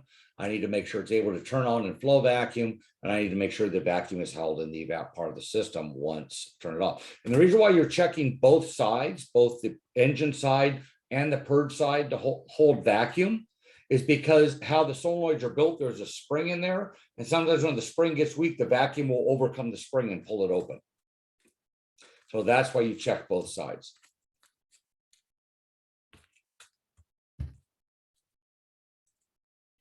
So purge solenoid, my front door is a normally closed solenoid that receives battery volts and is duty cycled on and off by the PCM, normally with pulse width modulation. On a vacuum decay system, it is used to create vacuum in the tank for the purpose of checking vacuum in the system. Many Asian vehicles refer to it as a vacuum switching valve, or VSV. Purge occurs during closed loop. PCM will adjust fuel delivery while the system is purging. So we talk about purge solenoid testing. To test the purge solenoid, first remove the hose from the outlet side of the solenoid, evap side, then install a vacuum pump with a gauge. Start the engine, observe the vacuum reading. Should be manifold vacuum once the purge solenoid is commanded on, then shut the engine off. Vacuum reading should hold, again, above 5 inches. It may be necessary to drive the vehicle on the road or rack in order to get the purge to open. There's our purge. So now our vent. Our vent, we want to look for smoke to escape when open to verify system flow. Use the computer to close the vent solenoid and watch for smoke to stop.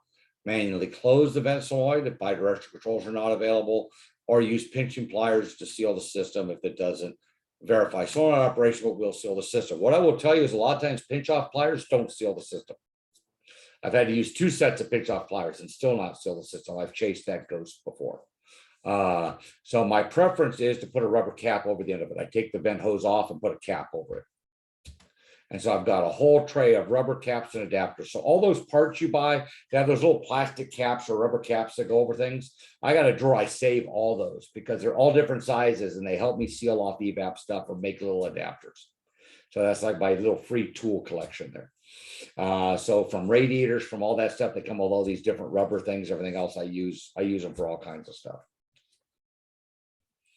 So my back door or vent solenoid is normally open solenoid that receives battery volts and is grounded by the PCM.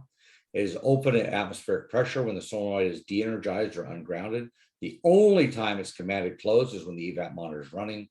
Some systems use a fresh air filter or inlet air to the canister.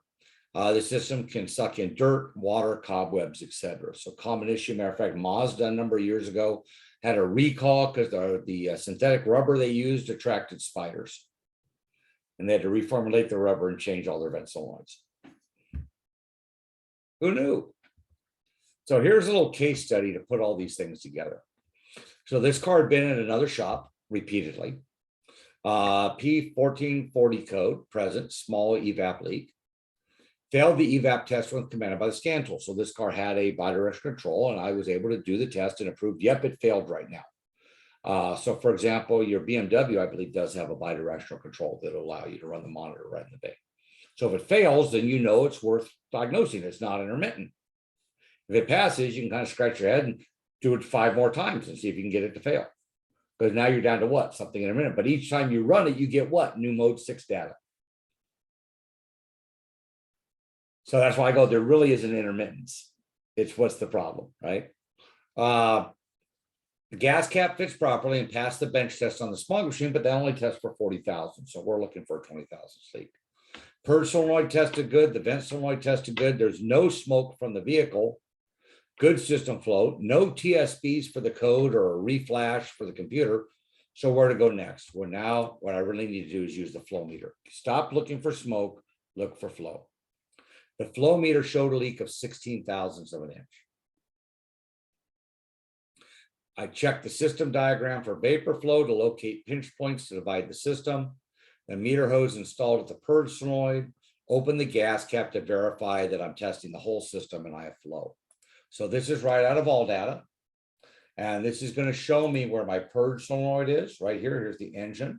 This goes back to the canister. There's the service port I'm not using. Here's my canister back on the frame cross member. And this right here is where it goes to the fuel tank. So I can isolate the tank right here. And I have a pressure sensor right here. So this is the pressure sensor. So I can watch the pressure sensor on the scan tool to make sure it works.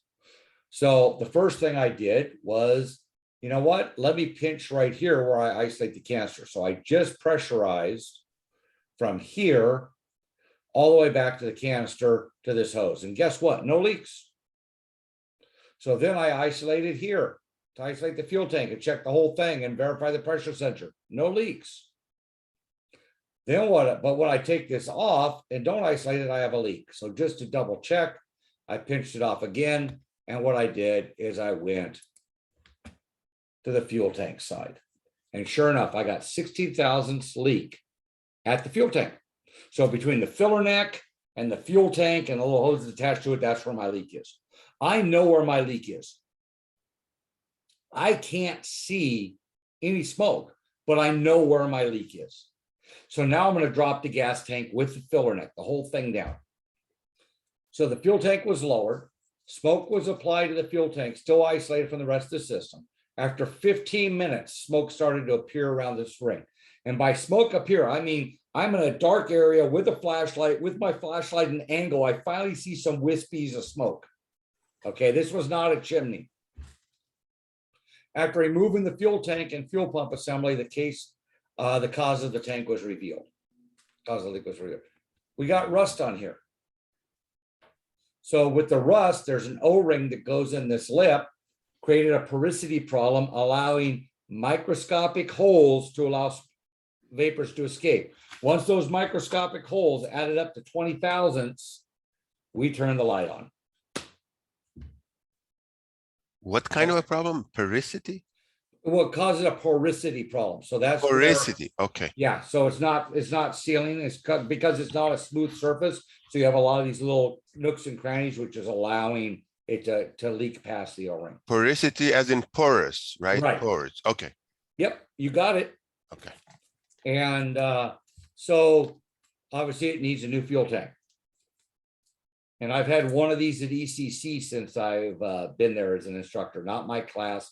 Another class was killing themselves trying to fix a Nissan Evap problem that had already been to shops in the student's car.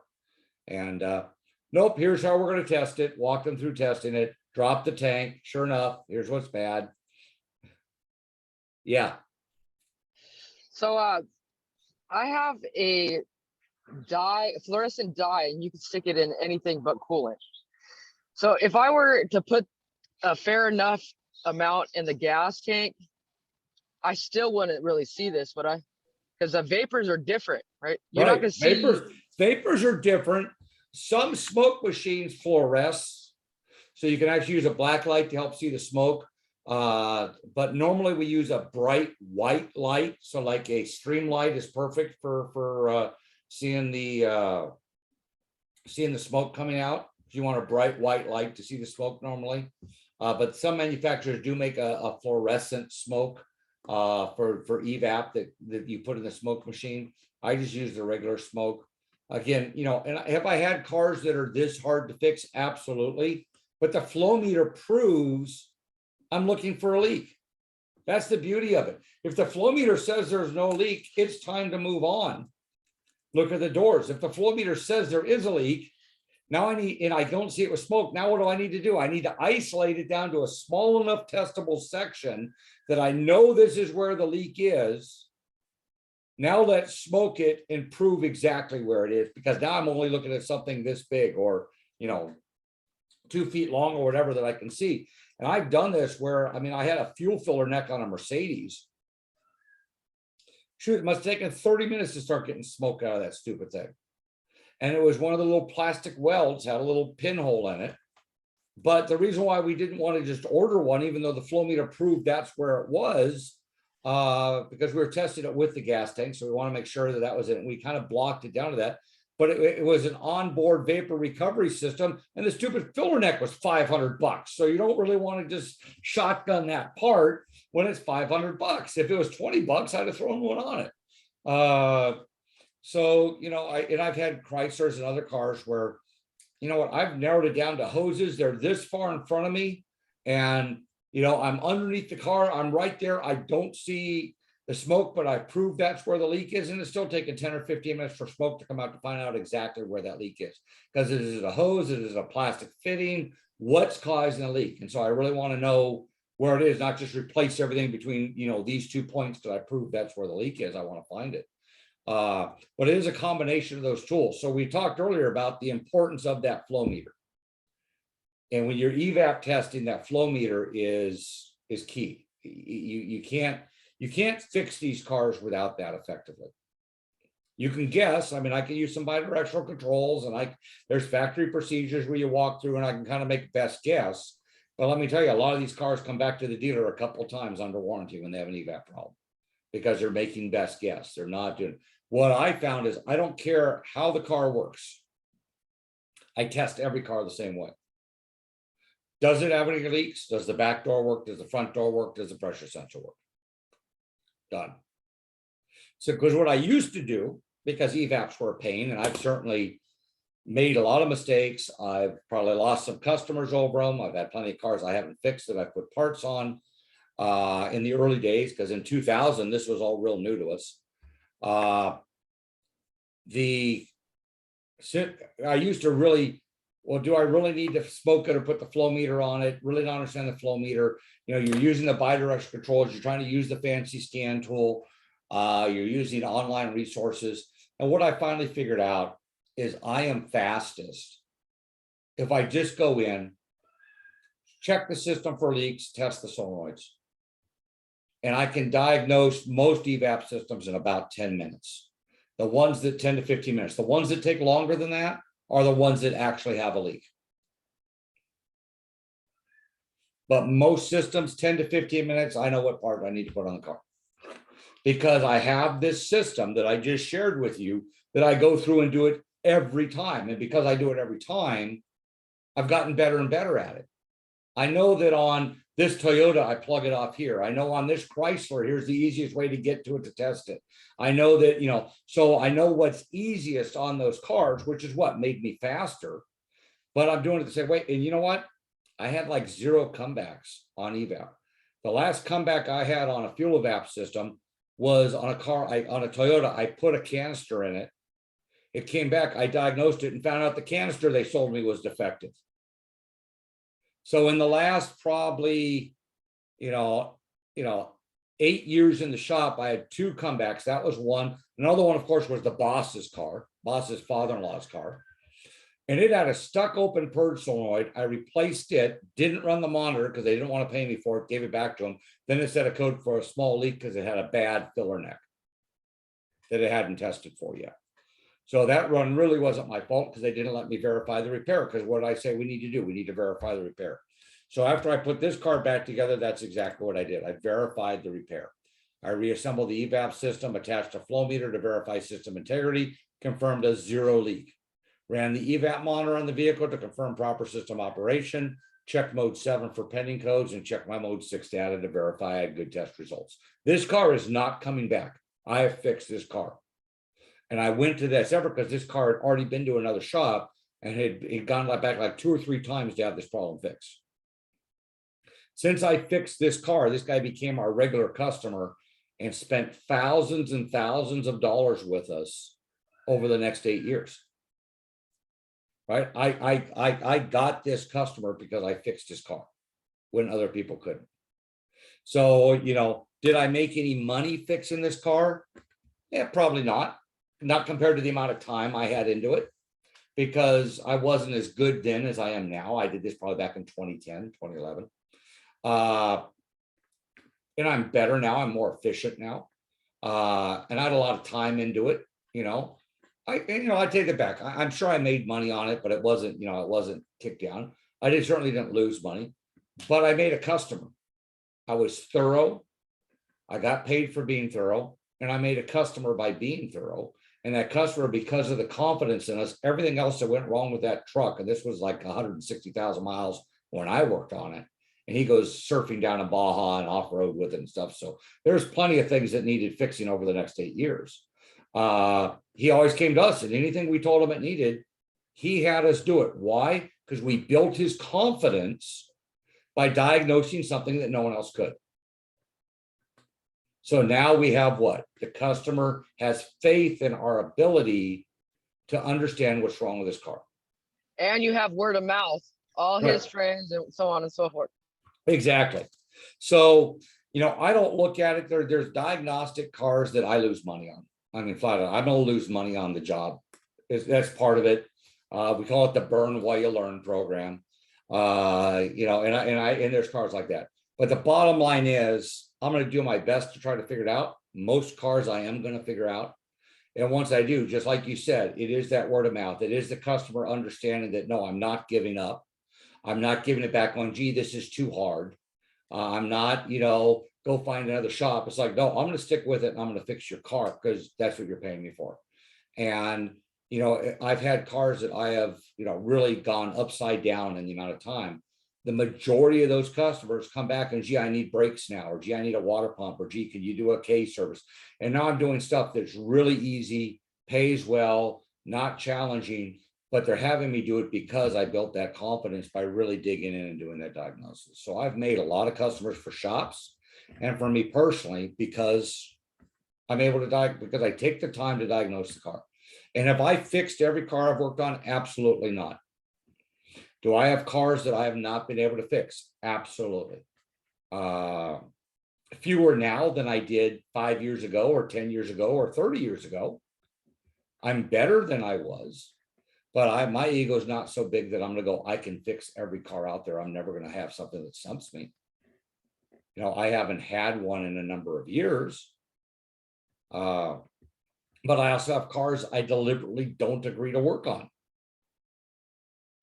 I had a car came to me from another shop. It's a late 80s Ford truck with an intermittent low power problem. So the problem is intermittent, acts up once a week, once every 2 weeks.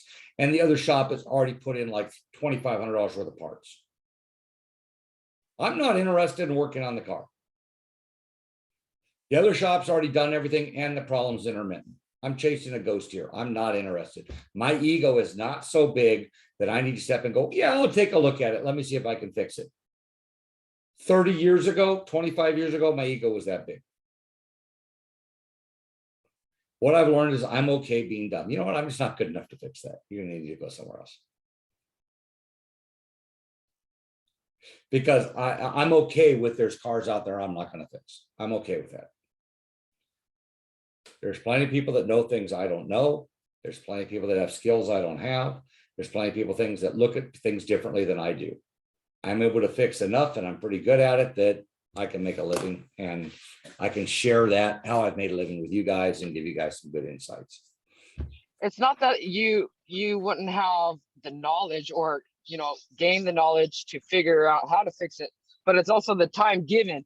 So the person needs their vehicle back today, but you got to do so much research to figure out Right. this problem. It's out of your hands. That's true. And I've also had customers that want me to fix the car. They need to leave it with me for 3 days, and they want to wait on it. I mean, that's just not going to happen. You know, so yeah, there is other considerations that go in. Sometimes it's what's done it once in the last 3 weeks. Okay, I can't fix something that's happened once in the last 3 weeks. And I'm not going to charge you to drive it around, put scopes on it, play with it, hope that it acts up. Until it's more consistent, you're just going to have to live with it. Because you're going to spend so much money for me to not fix your car, it doesn't make any sense. You know what? That car finally gets to where it's doing it all the time. I can find that. It gets towed on a tow truck because it stops running. I can easily find that. It does something weird once every 3 weeks. You know, I got a better chance of winning the Powerball.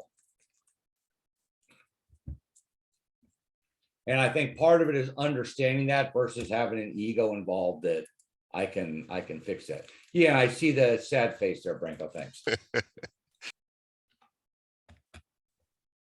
So the parts that had been changed by other shops, they make it more difficult for you, right? Because They do.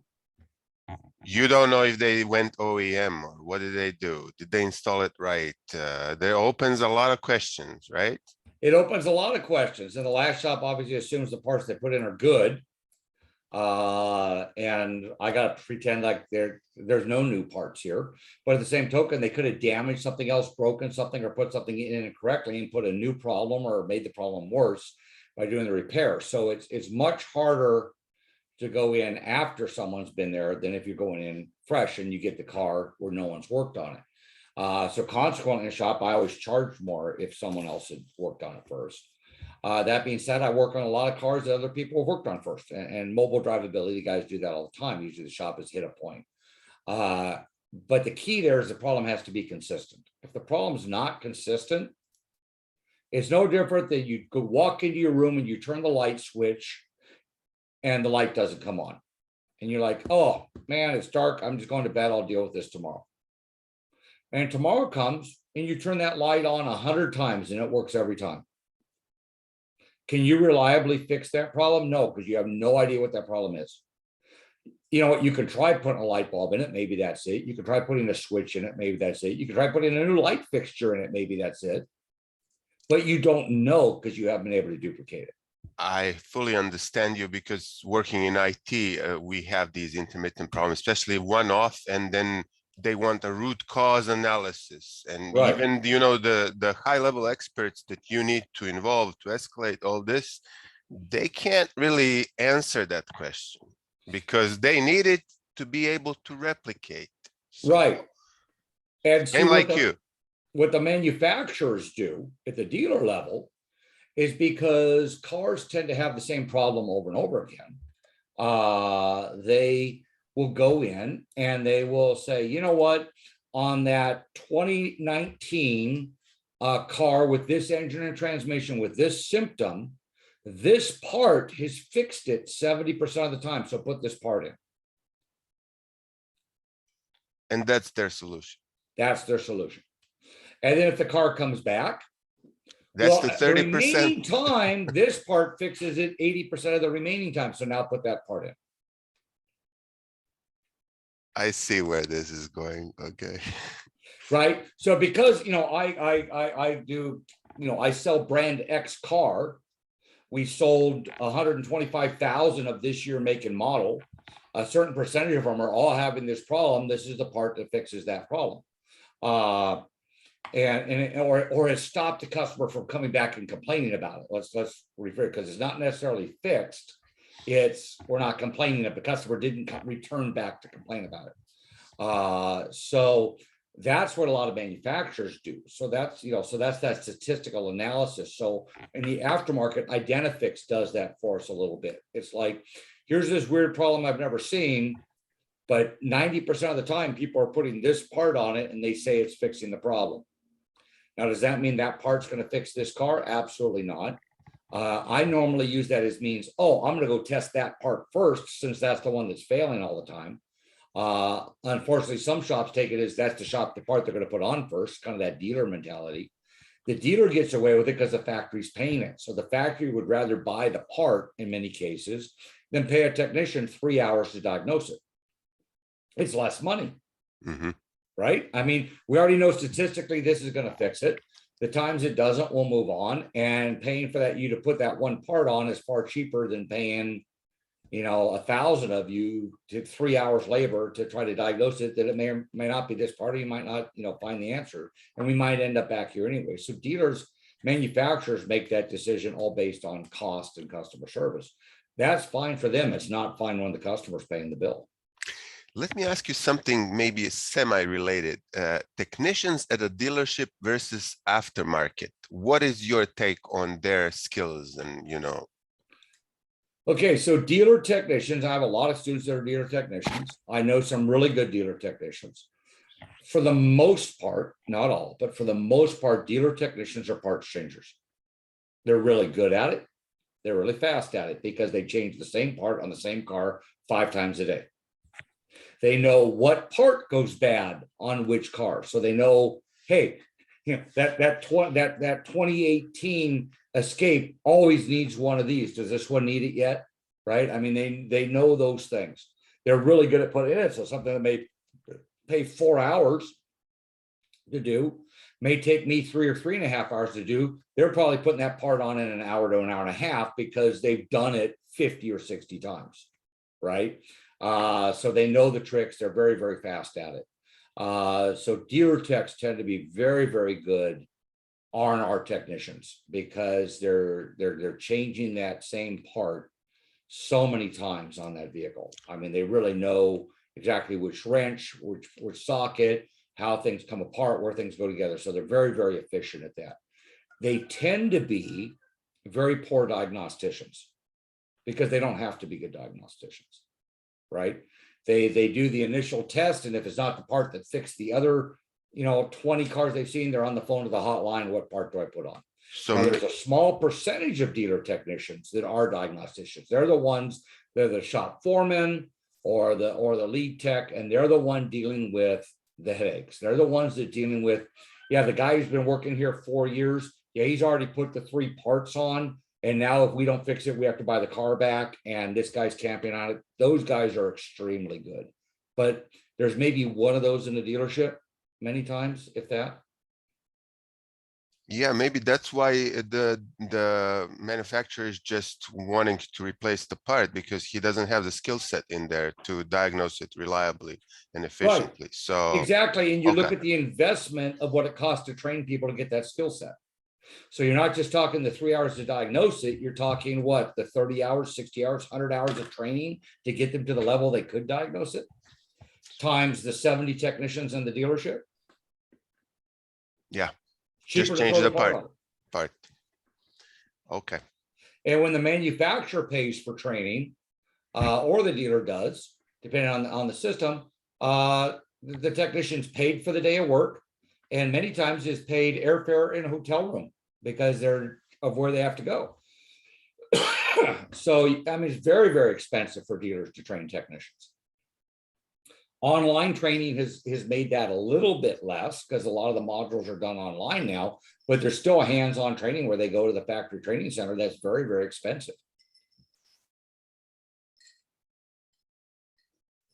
So do I need to really spend 70 technicians to go learn this, or can I send 5 and let them kind of learn some of the other guys? Because the rule is for most manufacturers is you have to be factory trained and certified to do that repair under warranty. Anyone can do it if it's customer pay. Oh, okay, that's news to me. Yeah, so if you want to get paid by the factory for doing that repair, you better have had a technician do it who's been trained. If customer's paying, anyone there can do it because you could train them internally how to do it to work on a customer's car. But warranty won't pay you.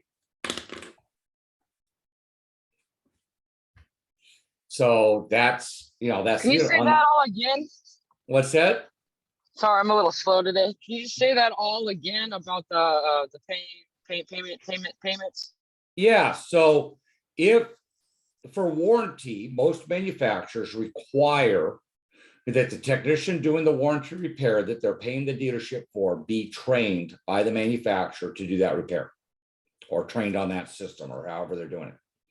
However, if it's customer pay, anyone in the dealership can do that repair. Right? So say we have a campaign on, Toyota did this on head gaskets. So Toyota had a campaign on Toyota 3-liter pickup truck and 4Runner head gaskets. And the manufacturer was paying technicians to do that. Only technicians that were certified or trained by the manufacturer were allowed to do that job for warranty, where the manufacturer was paying the bill. However, if you drove your vehicle in and the head gasket was blown and it was not under warranty, anyone in the dealership could do it. They didn't have to be trained by the factory. But that's interesting because my understanding is that the hours that are paid for these warranty things are fewer than when the customer walks in. Yes. So they need to be certified, yet they will be paid slightly less for that work. How Right. does that add up?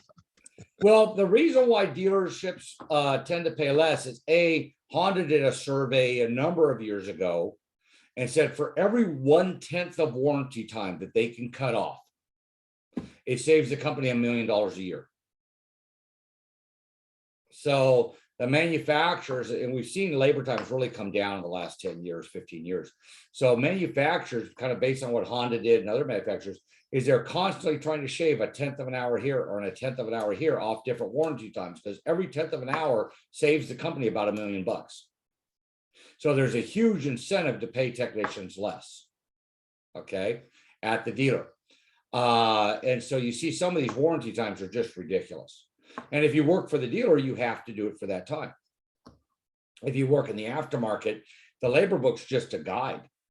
So I don't care if the labor book says 2.2 hours, and I look at that and go, wait a minute, that pays 2.2, but the part I need to take off to get to that pays 3.5. That makes no sense at all. Wait a minute, I need to take off a part that takes 3.5 hours to replace a part. You're going to pay me 2.2. That ain't happening. And the reason for that is the part that still pays 3.5 was never done under warranty. The part that's paying 2.2 was done a lot under warranty, so they pushed the labor time down. So in the aftermarket, we can use common sense and go, wait a minute, that's not a good deal. Or I can look at a car and go, you know what? This car is from back east and everything is rusted solid. I don't care what the book says. That's for a car that's not rusted into one piece. I'm going to adjust that time and I need more labor to do this job, because the majority of the cars I work on haven't been in New Jersey and seen salt for 6 years. Okay, so I'm going to adjust my labor time to compensate for that. We have that flexibility on the aftermarket. You really don't have that flexibility at the dealer. So, you know, dealer technicians make their money on repetition. I'm doing the same thing over and over. I need to bill a lot of hours to make money. On the aftermarket, you need a higher skill set, but you many times don't need to bill as many hours to make good money. That being said, there's plenty of technicians in the aftermarket that are not terribly qualified. They're not certified by a manufacturer. They're not certified by ASE.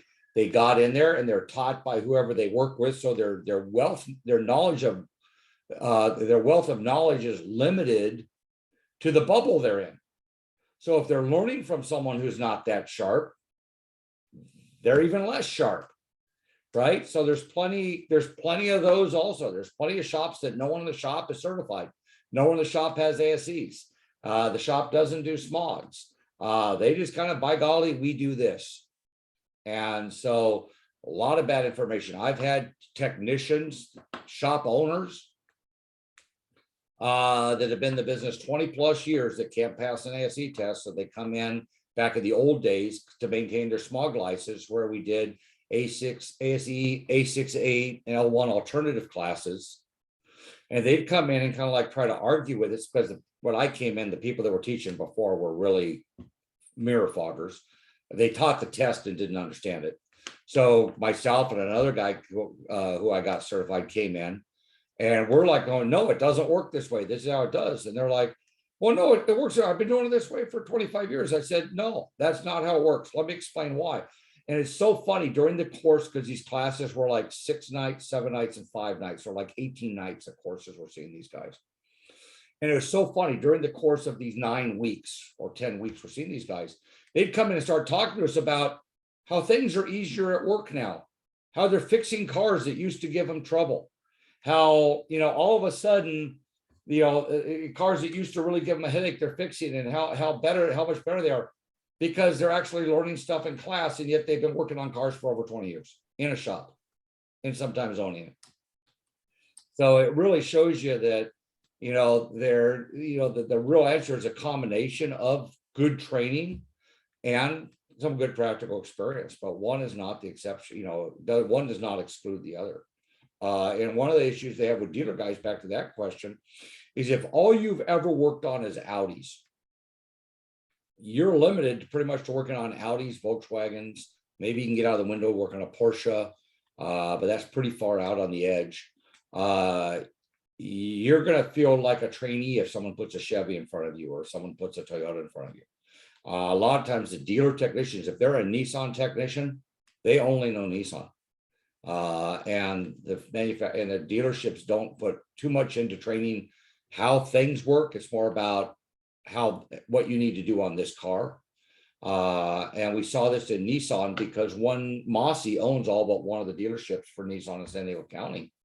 And they actually, a number of years ago, did almost a 50% pay cut. And it was like, take it or leave it. And because these guys were so specialized in training, they were stuck with Nissan. So it was either drive to Temecula or drive up to Orange County or deal with the pay cut, because they really could not get a job in the aftermarket for the most part. That is sad, really. Yep. It sure is, but they became too specialized. That's one of the big reasons why I teach systems and don't teach Ford or don't teach GM or don't teach Toyota. And I show you guys what a lot of different manufacturers are doing and the similarities there and how these components or systems work. Because that way it doesn't matter what pulls in, it doesn't matter what the emblem is. That's also why we spend the time talking about researching and description and operation, enable criteria, things like that. So we understand it's not a one size fits all. Oh yeah, Not from me. good, eh? Sorry.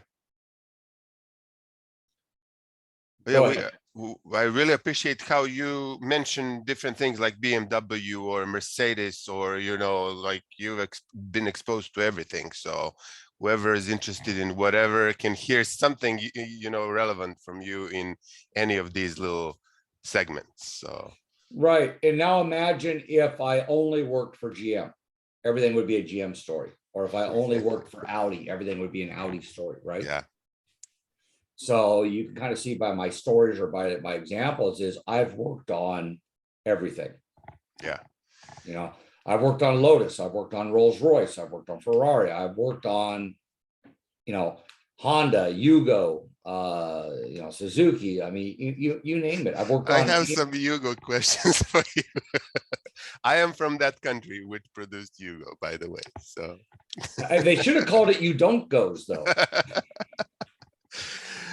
It was not that bad. Anyway. No, but the problem with the Yugo is it did not meet American expectations, and it was really not designed to get the mileage on it that we put on cars in this country. And I see even this little Civic that I have, when I take it out to the freeway and go 80 in it, it's all buzzed up to the maximum. You need a V6 for these roads, I think. So well, or better gearing. Like my Yeah. Camry is a 4-cylinder, but it has a 6-speed transmission, so it has enough overdrive that. yes, exactly right. Or better gearing. Right. But the problem with Yugos, I mean, I saw Yugos with 20,000 miles, the alternators are wearing out. I mean, they were just not, they didn't meet US buyer expectation. But the other thing is I don't think they expected people to be putting 20,000 miles a year on a car. Oh What the hell is a Yugo? yeah. It was a small economy car that came into the US at the same time as Hyundai did. And Hyundai came in advertising any car for $49.95. So it was a $5,000 brand new car. And that was the Hyundai Excel. And Yugo came in at the same time. And I can't remember the model on the Yugo, but they came in at $39.95, $1,000 less. So $39.95 for a brand new car. And that would have been, I think, 1985, 86, right? Something like that. Yeah. See, and Branko, you're probably impressed I even know that. I am now even more impressed. So, yep, worked on Yugos, worked on Renaults, worked on Peugeots. I've worked on a lot of stuff. Did you ever get one of those Citroens with that the weird suspension and all that? I know exactly which Citroen you're talking about. And I have been on one. I did something real minor on one. I've never gotten serious into it. But what he's talking about is Citroen had a model with hydraulic suspension that you could actually drive the car on 3 wheels, as long as one of the missing wheels was one of the rear wheels. So you could drive it on the 2 front and 1 rear, and actually take the other rear wheel off, and you could use the hydraulic suspension to balance the car and drive it on just 3 wheels. That was the most amazing car of all times, in my opinion. I think I wrote in one of the discussions before about it. But anyways, Yeah. No, an just amazing ask. car, 1960s technology, 60s, I think it was, late 60s, Yes, early 70s something like that. technology. And it's been shown in several different TV shows or movies where the car is driving on 3 wheels, and one of the rear wheels is gone. There's even a Chips episode where someone was going down the freeway on 3 wheels on that Citroen. So really a neat car. And Citroen is still in business. They're a big company. Oh yeah, but they're not as extravagant as they used to be. No, they used to be a luxury brand. I mean, they're still a nice brand. I mean, I think they're still an upscale brand. And they got very aerodynamic, and some of them have some neat styling on them. Yeah, so Mr. Bryan, I wanted to tell you, you are so right when you say the school of thought, when you talk about different things and solutions. You can see that in French engineering, actually. They Yes. all do similar things, Renault, Peugeot, Citroën. So you get all these fancy seats, so they're all about comfort, you know, different solutions. You could see how they did, like, there was some like transmission linkage was something unique to them. So I think that's answer to why is the school of thought, for example, for the French cars. So Yeah, and I would agree. And of course, the French cars want you to be comfortable. That way you're comfortable while you're waiting for the tow truck.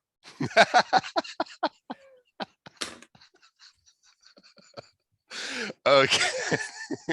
I rest my case. Yeah. So, but no, that's true. And I learned this when I'd been in the business, less than 2 years. I was training and I'm working at a shop, and the shop worked on a lot of British cars. And the shop foreman was asked one time, wasn't it hard to work on these British cars? He goes, no, you just have to think British. You can't think Ford. You can't think domestic. You just think British. If you think British, everything makes sense.